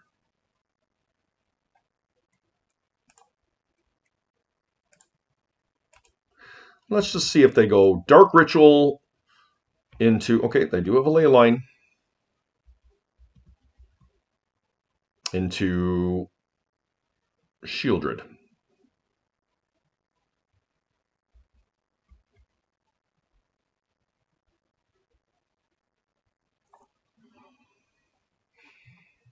Be very interesting if it was. We could just die right here.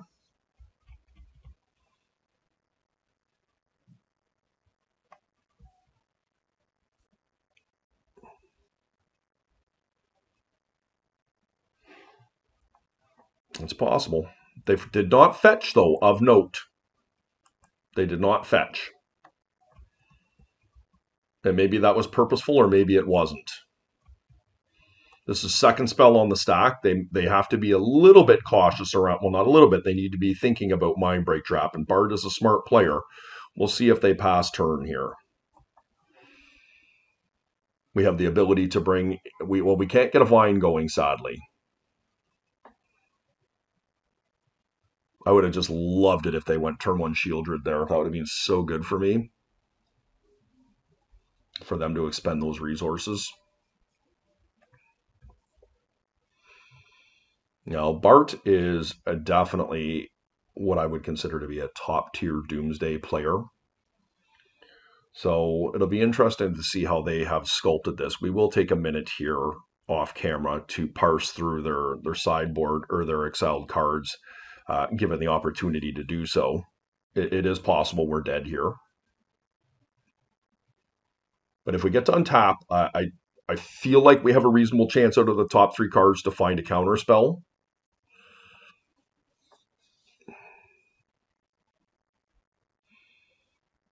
Maybe Pyrokinesis is better than Fury, specifically to being able to kill an Oracle on the stack. It's more likely to be counterable than a Fury, in my opinion, through these decks, just strictly based on Flusterstorm.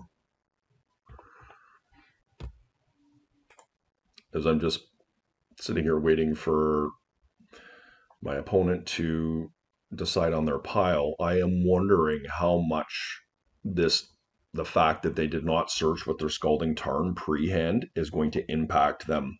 Perhaps it's just meant to be that way. They're putting an Underground Sea in their pile to help shrink their pile, knowing that I'm going to have difficulty being able to race them with the ley line in play. That is reasonable. They'd also have to be scared of Force of Vigor here, potentially, if that was the case, because if I did have a Vine, as unlikely as it was, that I could animate, I could kill them perhaps before they could go off. But yeah, I mean, this is why people take so long making their Doomsday piles on Magic Online. In paper, a whole different can of beans. I had an experience at North American Vintage Champs last year against an opponent who was a friend of mine.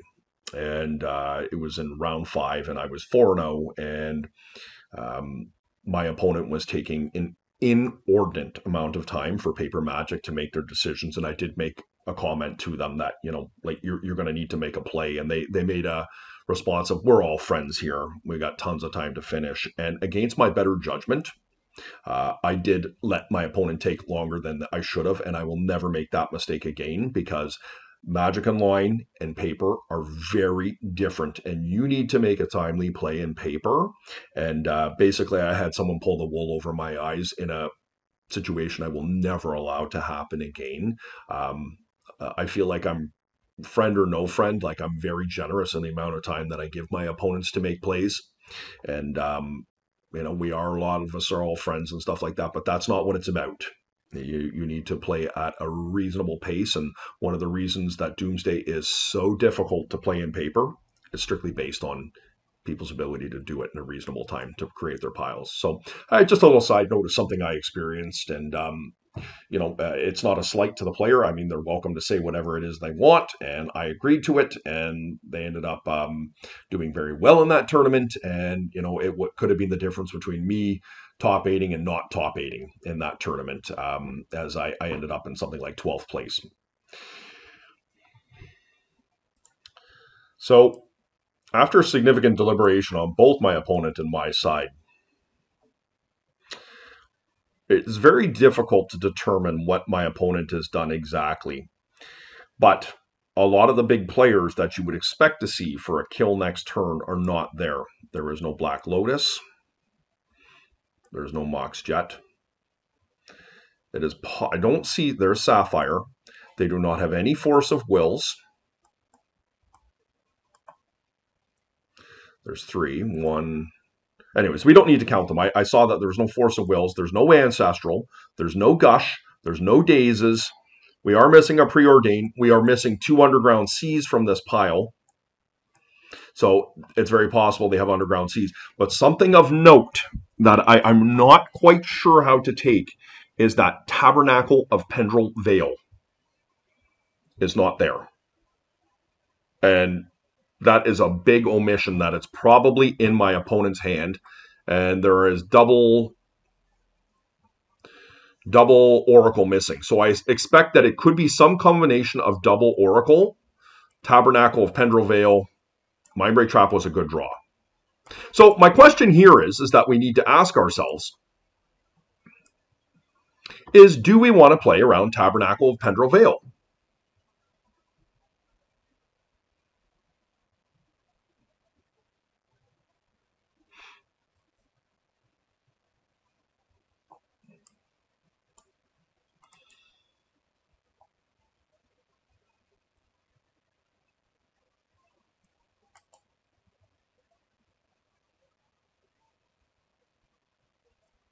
Right? Like they go land.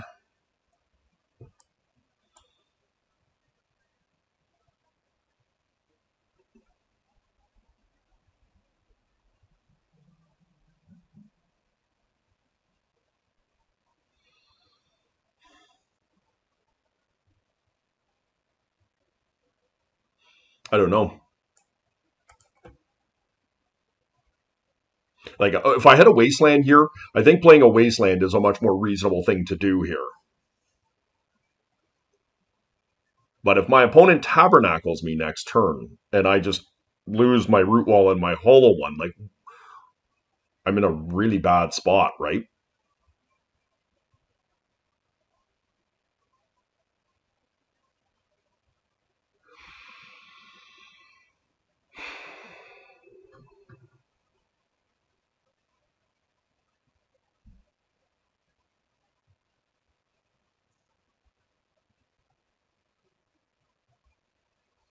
I'm in a bad spot here.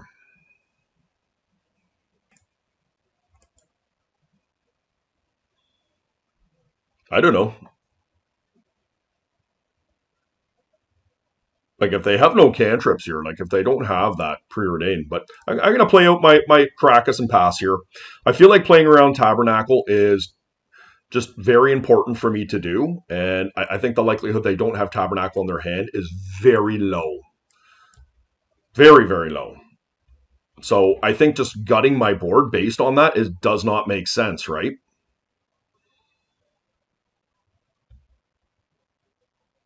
Oh, Strip Mine was a nice draw. I wish I had that a turn before. Okay, let's go. Blue cards. I do not mind that. 1.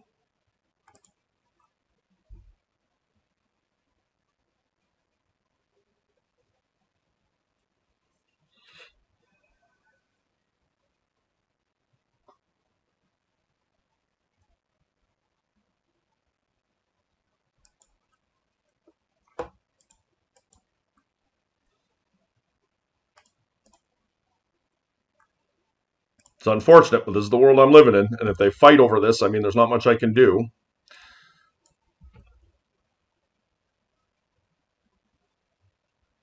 I could die right here. We'll see. Don't think I have to put the Doomsday on top here yet. There's Tab. Okay. We played around that as best we could, guys.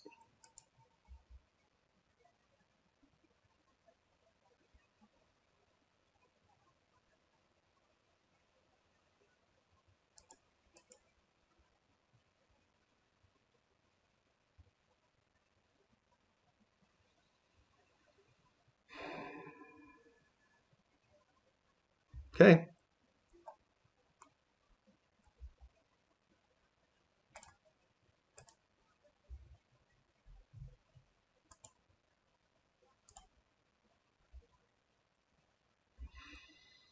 These.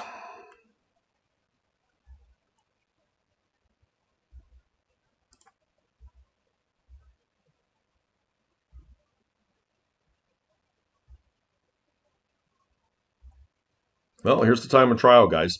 So let's think about this for a second.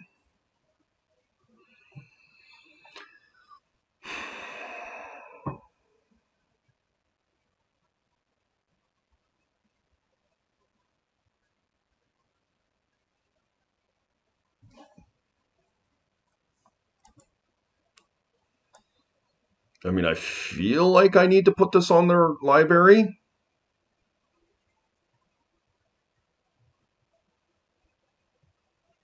I think I'm going to put it on top of their library. I'm not sure what's correct here, but this is the point my opponent has been waiting for.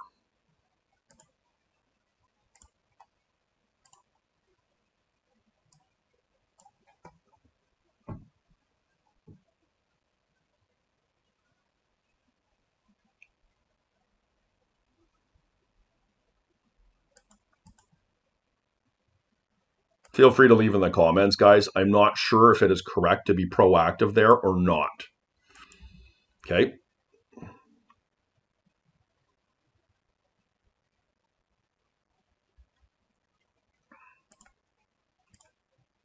Would love a force of will here.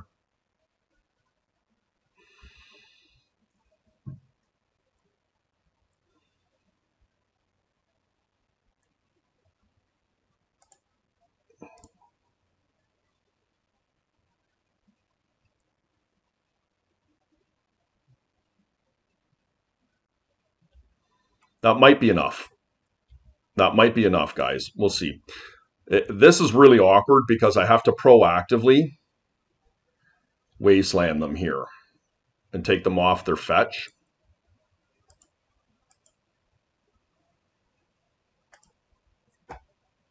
This will put them to 1. Maybe should have done this in their turn, their upkeep.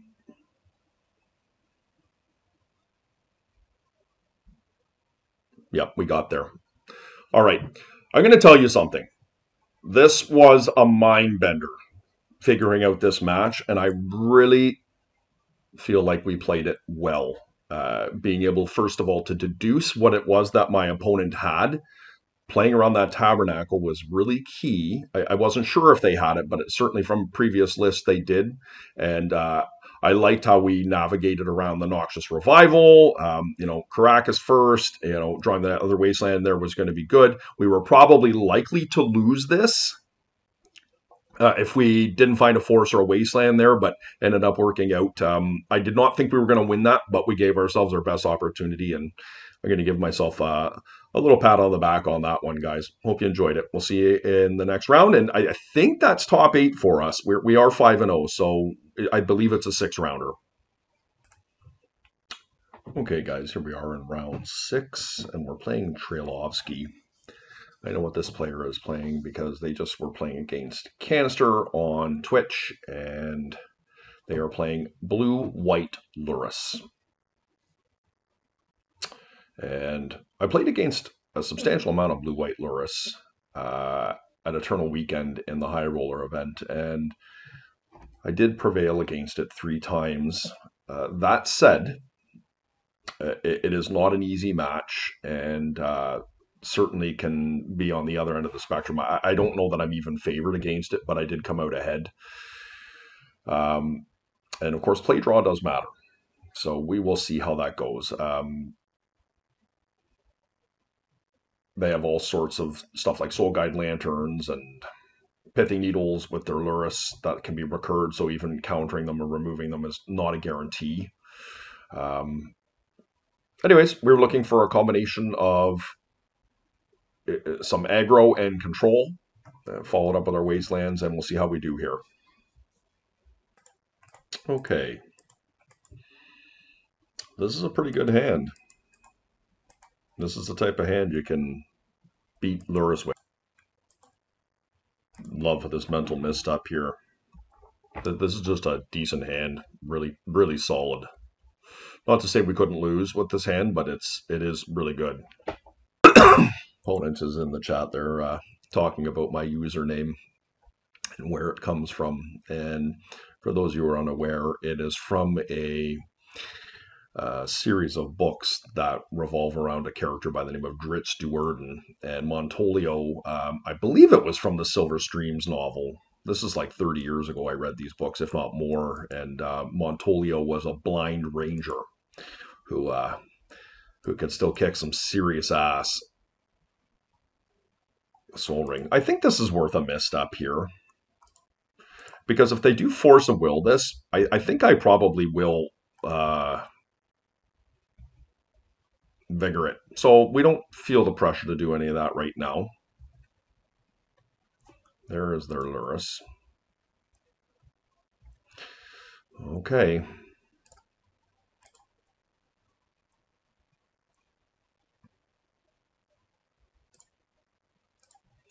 Just a magnificent hand.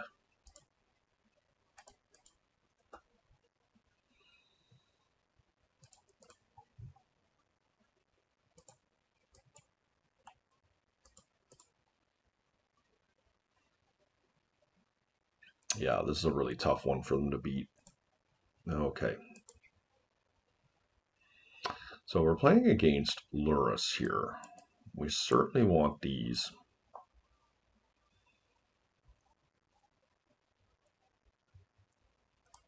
I don't think Mindbreak Trap is truly what we're looking for in this matchup.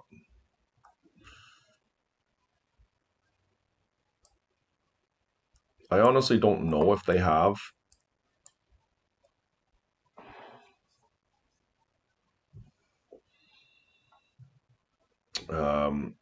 If they have basics, but the Ghost Quarter is a consideration here.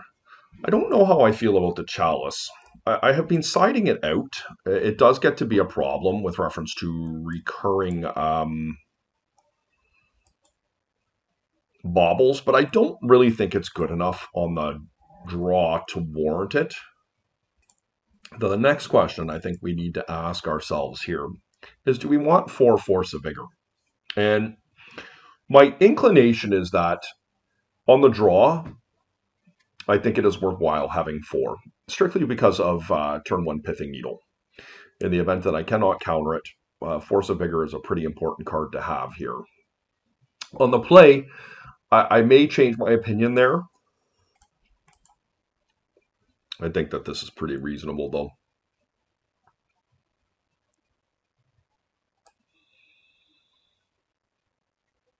Okay. Let's see if we can close the Swiss out here.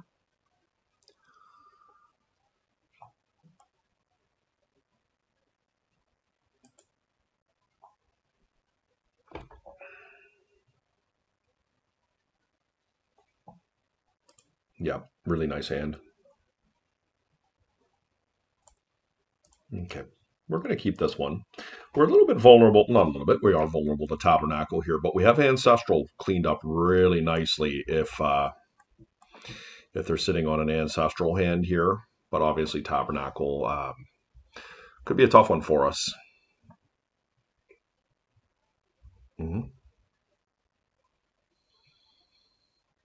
Yep.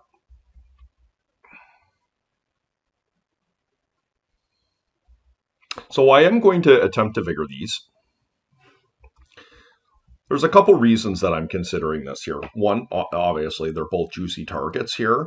I have the ability to counter Force of Will here, and it doesn't turn Force of Negation on if I was to consider doing it. Well, I can't do it during my turn, so that's a moot point. But in addition to that, as I've mentioned, I'm quite scared of Tabernacle here. And, you know, saying, okay, well, why don't I wait to see what I can, what I draw and do it on my upkeep, see if I can keep the root while I find another creature that I'm not that interested in that's green.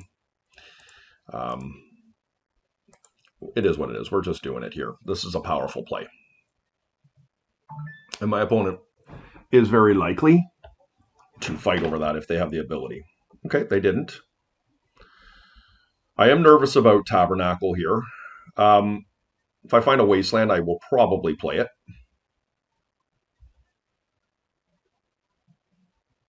I didn't. It's even better. Okay, so look, guys, there is a time and a place to play around Tabernacle. This is not the time or place to do that. So we are just going to go about our business here, get the vine into play, and should it not work, then, well, it will work. It's just a matter of whether we're going to get Tabernacle, but we hopefully can recur here. A Wasteland is not going to do it because we have some nice counter magic to sit on here, and it's a lot of pressure. But my gut is that they probably have Tab. They didn't. Okay, so this is good news for us in the sense that they maybe don't have it. Love a Wasteland here. That is likely a game-winning play there.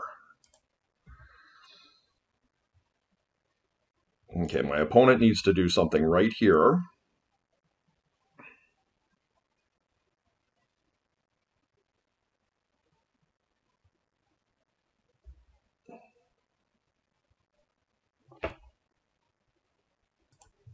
Okay, so a nice sweep of the Swiss. It's been quite some time since I've run a Swiss. We had a really nice go today at 6-0, and hopefully we can continue the run into the top 8. So we will see you guys then. Okay, guys, here we are in the quarterfinals of the top 8. We won the die roll. This is a powder. So I think my opponent is playing Jewel. Unfortunately, I have to keep this and really hope I find a blue card. The good news is we did win the die roll. We have some Jewel insurances. We're going to definitely have a couple root walls in play, but let's hope we can find a blue card. That's the most important feature here for us. Blue card and a chalice. How's that? Blue card. Why don't we be specific? Why don't I look for a Mind Break Trap and a Force of Will off the top, or a Mind Break Trap and a chalice? That's the goal.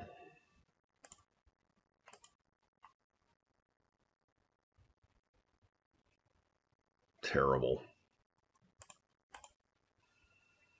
Okay. Not ideal. We just have to hope my opponent does not have big turn 1 play, guys, and that's asking a lot. But for me to powder like a 7 Bizarre like is just not optimal, right? I could do it. I have done it, but I don't know that it's worth it. Just a little bit of bad luck there. We have a lot of blue spells.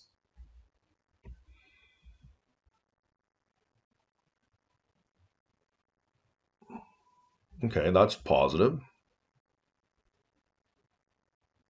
Just into a monolith.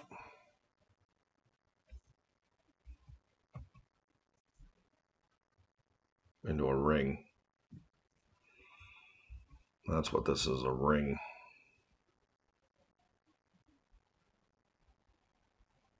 So they're thinking about Mind Break Trap here.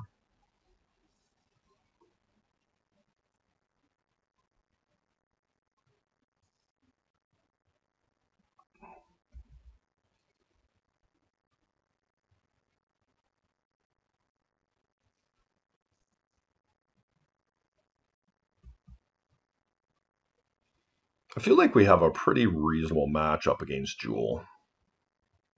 Okay, they must have been scared off there. So that was a great draw for us.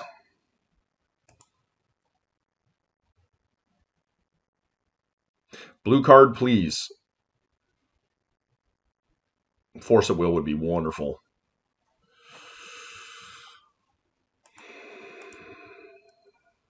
Well, it's pretty awkward, I guess. I mean, I don't need the hollow one that much.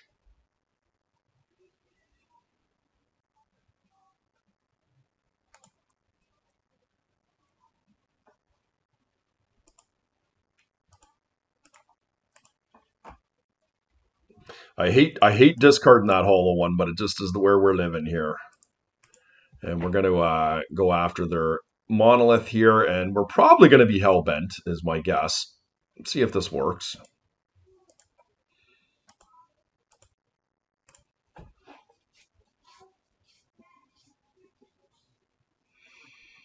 They have the force of will. Okay, well, we are going to force back. And that's it for us. We are hellbent. So hopefully this is going to resolve and be just enough for us to put our opponent out of their misery here. Okay.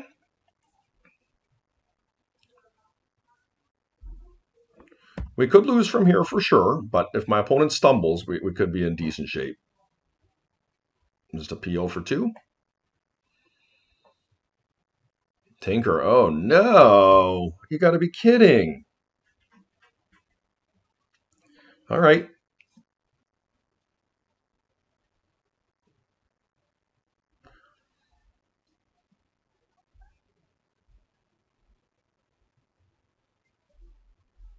Ring. Yep. Okay. I mean, it could be worse for us.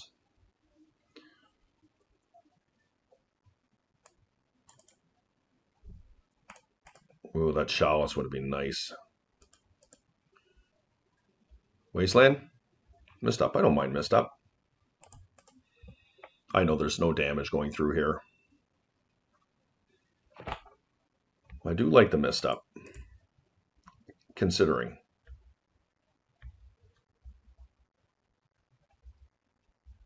So we are losing pretty badly here. Okay, that's great for us. We're in love a wasteland here.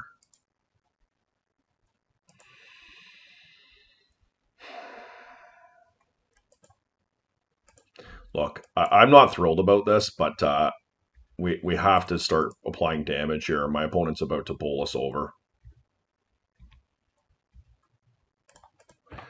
This will win next turn, as long as I don't hit another ring. It's pretty scary.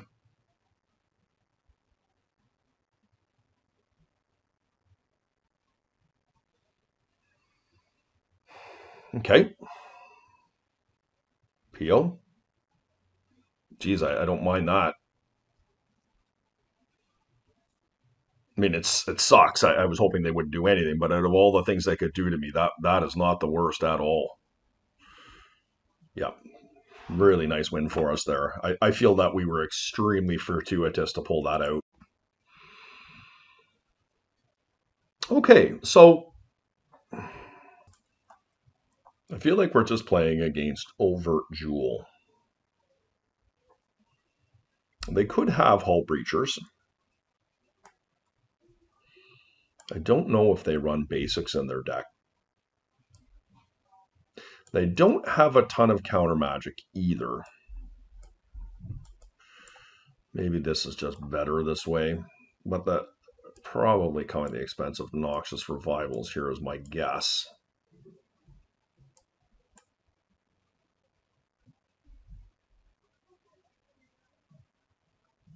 Hull Breacher is a thing. I think the Pyrokinesis are probably better than the Fury here, just because Hull Breacher is something that can be flashed in instantly.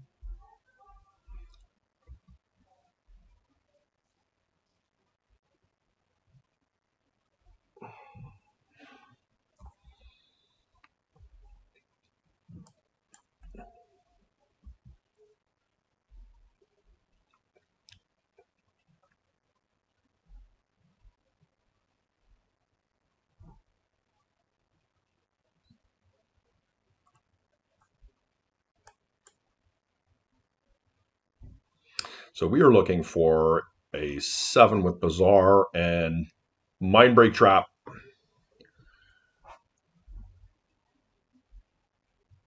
Some combination of active Force of Vigor, active Force of Will, negation, something like that. With the rest being discard equity, and squeeze, root walls, etc.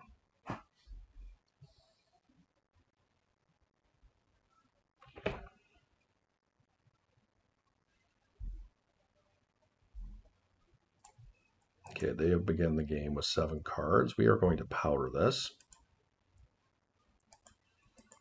Wonderful. So Needle was a problem. I cannot stop Needle.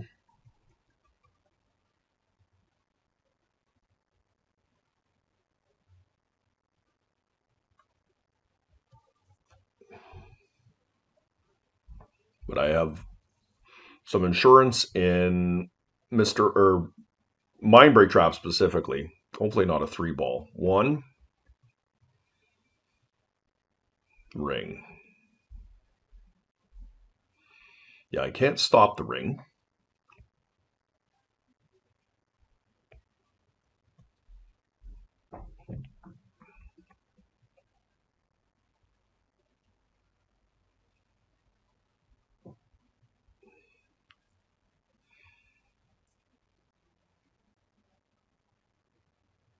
Okay.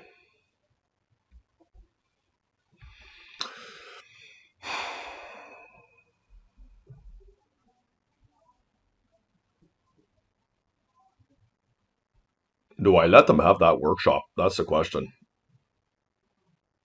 Workshop is definitely one of their better lands, but I feel like I need to get going here. Let's just find another Force of Will or something.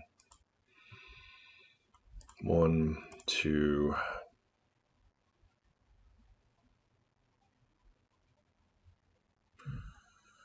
Guess Noxious Revival. No, I can get rid of the Bazaar here. Keep the Revival for Force of Vigor. Yeah. So this is going to give us some creatures to be able to attack in with if they do resolve a Jewel through our armor here. Play a hollow one. And we do have some insulation here. We've got despite the misdirection is not optimal, we got Mindbreak Trap, and if we get into a battle there where Mindbreak Trap is on, we do have misdirection to help us here. Like, hopefully they just do something like an Ancestral Recall here that we can misdirect. And we're going to Wasteland them next turn. So we've got to get through this turn, but we're not in the worst position, despite their drawing a lot of cards. That is noted.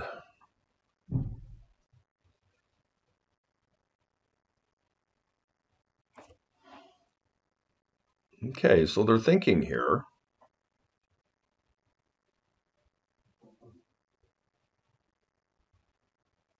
I mean, we're probably just losing this here, but 1. Play another spell out before you cast a Jewel.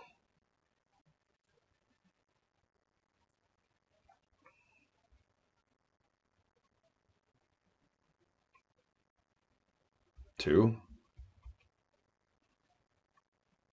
Yep. 3. Yep. They're just going for a PO here. We have a reasonable chance of stopping a PO. Perhaps. Like, if they have Force of Will as their counter magic here, we will win that battle.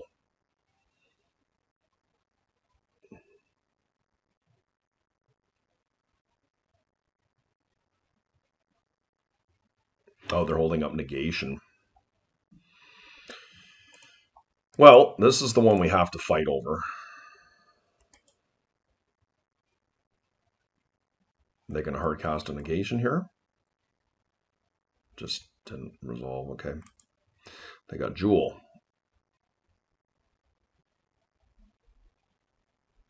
Maybe.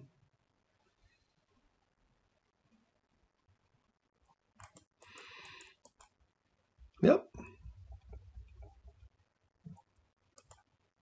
Okay.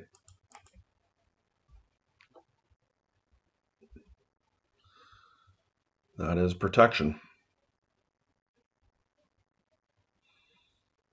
So we're going to need some help here. I desperately need a Force of Will, force a negation off the top. Ancient Tomb, 3 cards in hand. Yeah, we are losing this for sure. Okay. They have Hull Breacher. I'm kind of dead.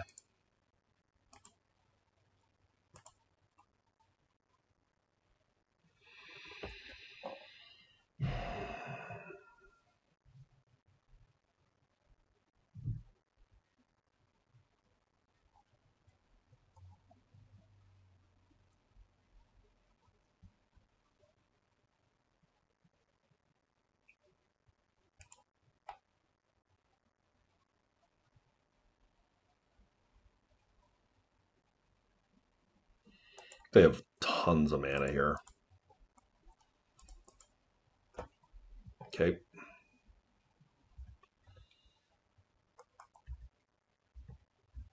We just need to attrition them out here, guys. I mean, it's not looking like a winning situation for me here, but we're not dead either.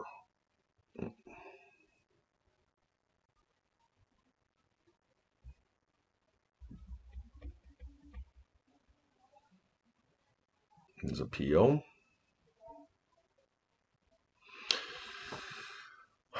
Can I let that resolve?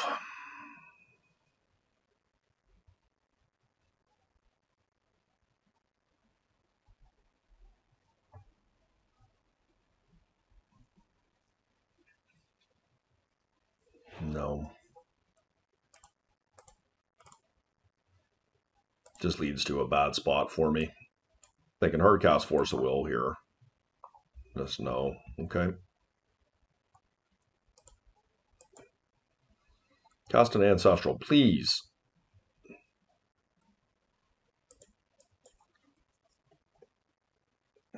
PO, yeah.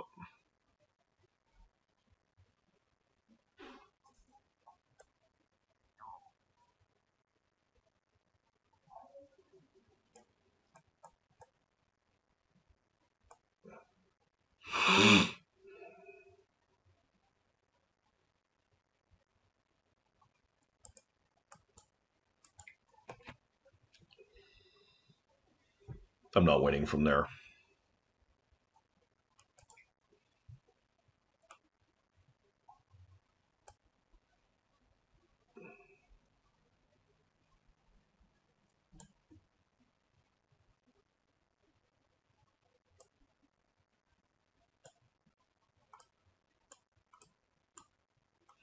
I'm going to bring these in for green count for Force of Vigor. If my opponent has Hull Breacher, I think it's something I'm willing to lose to.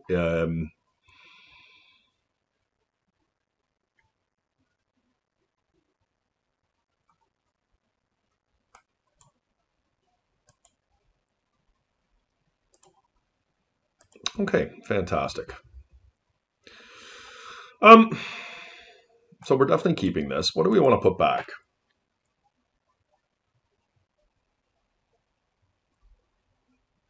I think the red Root Walla.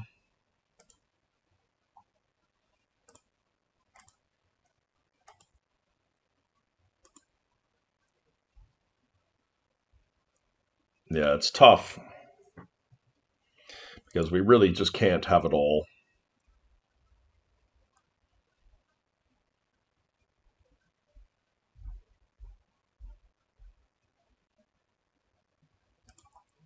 I think the Force of Will is more important here than the Vigor, and hopefully we can reset the Vigor up. We've got some counter magic to buy some time here. Like, as you saw last game, my opponent was given enough time that they were able to go over the top of us. Perhaps it was better to come off of Force of Will and stay on Force of Vigor, because I have a much higher prevalence of drawing a blue card than I do a green one. So that's a scary one there.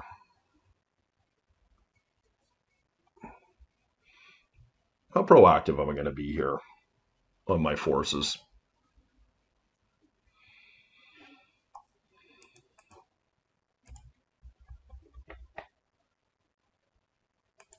Soul Ring.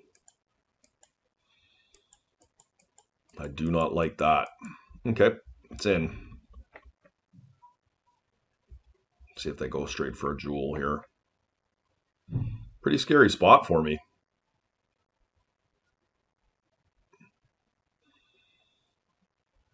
Time Walk. Yep.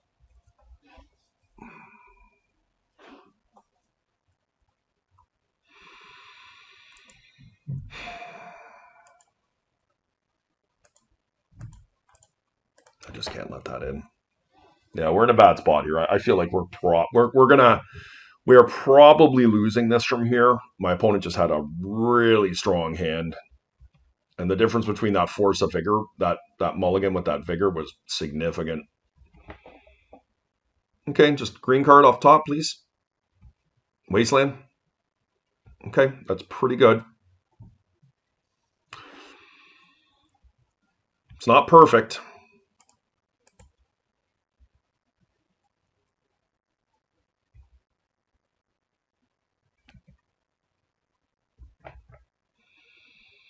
So my Bazaar is likely to be shut off from here.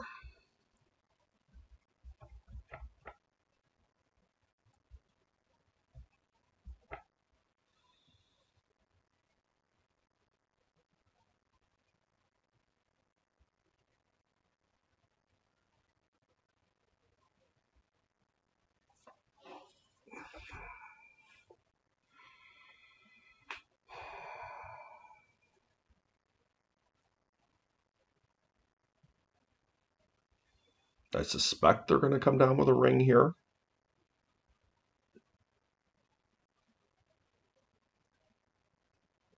We have a chance. Once again, we have a chance.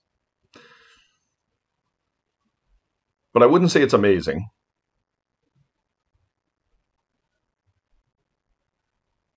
Okay, they've decided to float. Okay. So they're going for something here.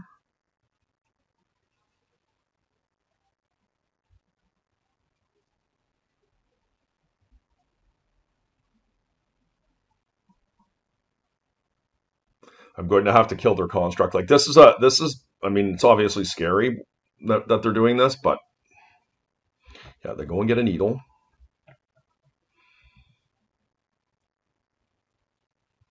And probably a ring is my guess. We might have a coveted jewel here. Worm coil.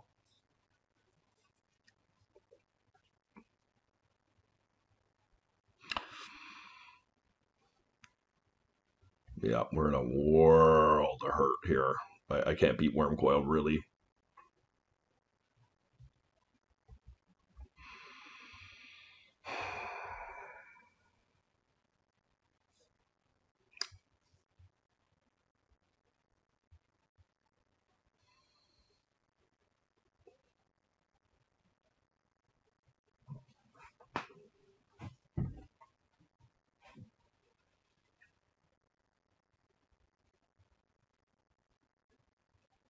So what we're going to vigor here, this is the question.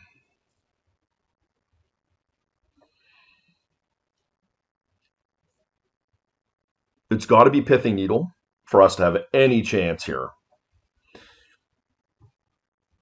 And probably the worm coil. Yeah. It's going to make the, well, it'll stay a 5-5, but that's the world I'm living in.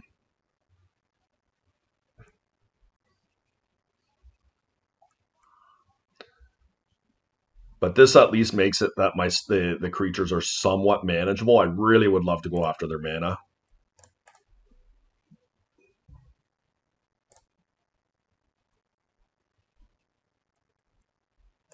Okay.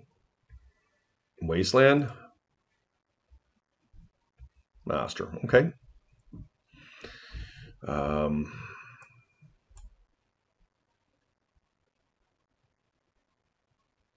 Okay. Can't really get through here. The Master is a beginning for us. But we basically are in a position where we can't let our opponent have any more plays for a couple turns here. I need them to stall here. Any more pressure puts me in a really bad spot. Yep. Okay, another construct. It's a big old boy.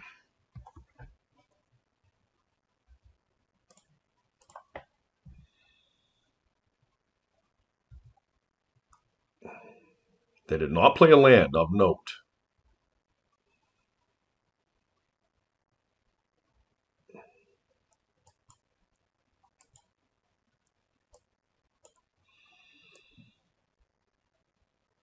I think I pass.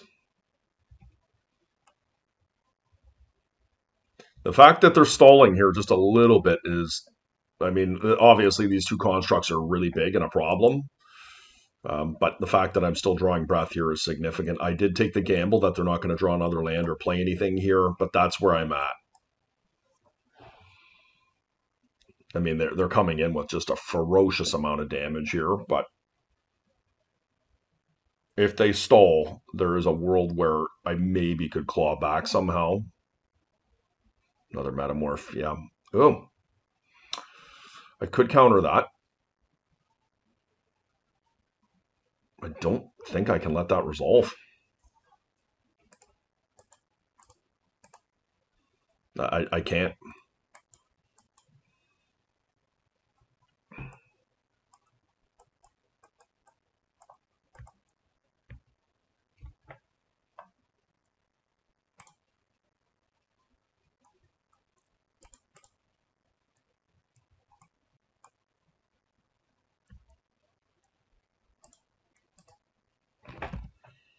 Not optimal, guys.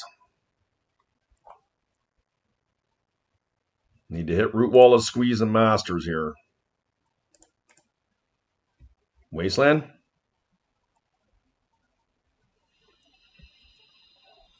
Okay, I think I'm dead here. Well, I will say this. It's a disappointing finish for us for sure. Jewel is definitely a tough matchup. I do think it's one that I feel favored in, but as you saw in game two there, or in game one, that they just went over the top of me despite me having some really good resources to combat them there. Oh yeah, we're dead now.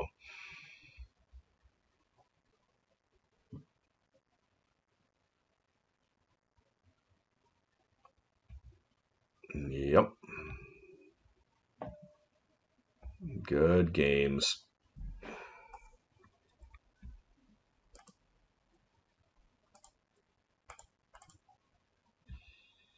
Okay, guys, there you have it. A quarterfinal exit today, and um, obviously disappointing, but inevitable because we had a 6-0 run in the Swiss. It always happens this way. Anyways, as always, guys, do appreciate you hanging out. Remember, hit that like, comment, subscribe, and yeah, I guess before we go here, I will just quickly comment that I do like the way the deck is built. I mean, it's a relatively stock deck. Misdirection was a complete and utter bust today, despite I was glad to have it in my hand in a number of occasions in the event that my opponent did have an ancestral Swords to Plowshares. Never came to actually be the case. Did cut a Ghost Quarter today. When I was playing the Mirror, I certainly was missing it a little bit, but I do think it was worth it with the Snapback. Funny enough, didn't see any Oath of Druids today or Sphinx of the Steel Wind, so Snapback was not a big player, but I think it was a worthy addition to add the second one there. But the deck, for the most part, is pretty stock, and I think it's well put together. I think that there is some discussion around whether Leyline of the Void or Surgical is correct right now. As you saw in my HollowVine game, that the Surgical really did roast me, but I think overall Leyline is the better card, being able to stop the recursion of the Squeeze and the Master of Death. And obviously against Dredge, Canister was playing Dredge today. I would have been very happy to have the Leylines over the Surgicals in that case in particular. Sometimes I like Leyline of the Void against Overt Breach. That is just pure combo, but that's not really a thing right now. Caracas, just an all-star. Didn't see it today. I didn't see any Lavinias. I didn't see any Lurises that came into play, but I felt like an all-star having it when I was playing against the Beseech player that was and Doomsday player that had Shieldreds in their deck. Never came to be, but was really happy to have them. Like, Caracas is just a non-starter. You have to have them in your sideboard because Luris, Luris is as well, but certainly Lavinia is everywhere. And that is a card that can break your back with this deck.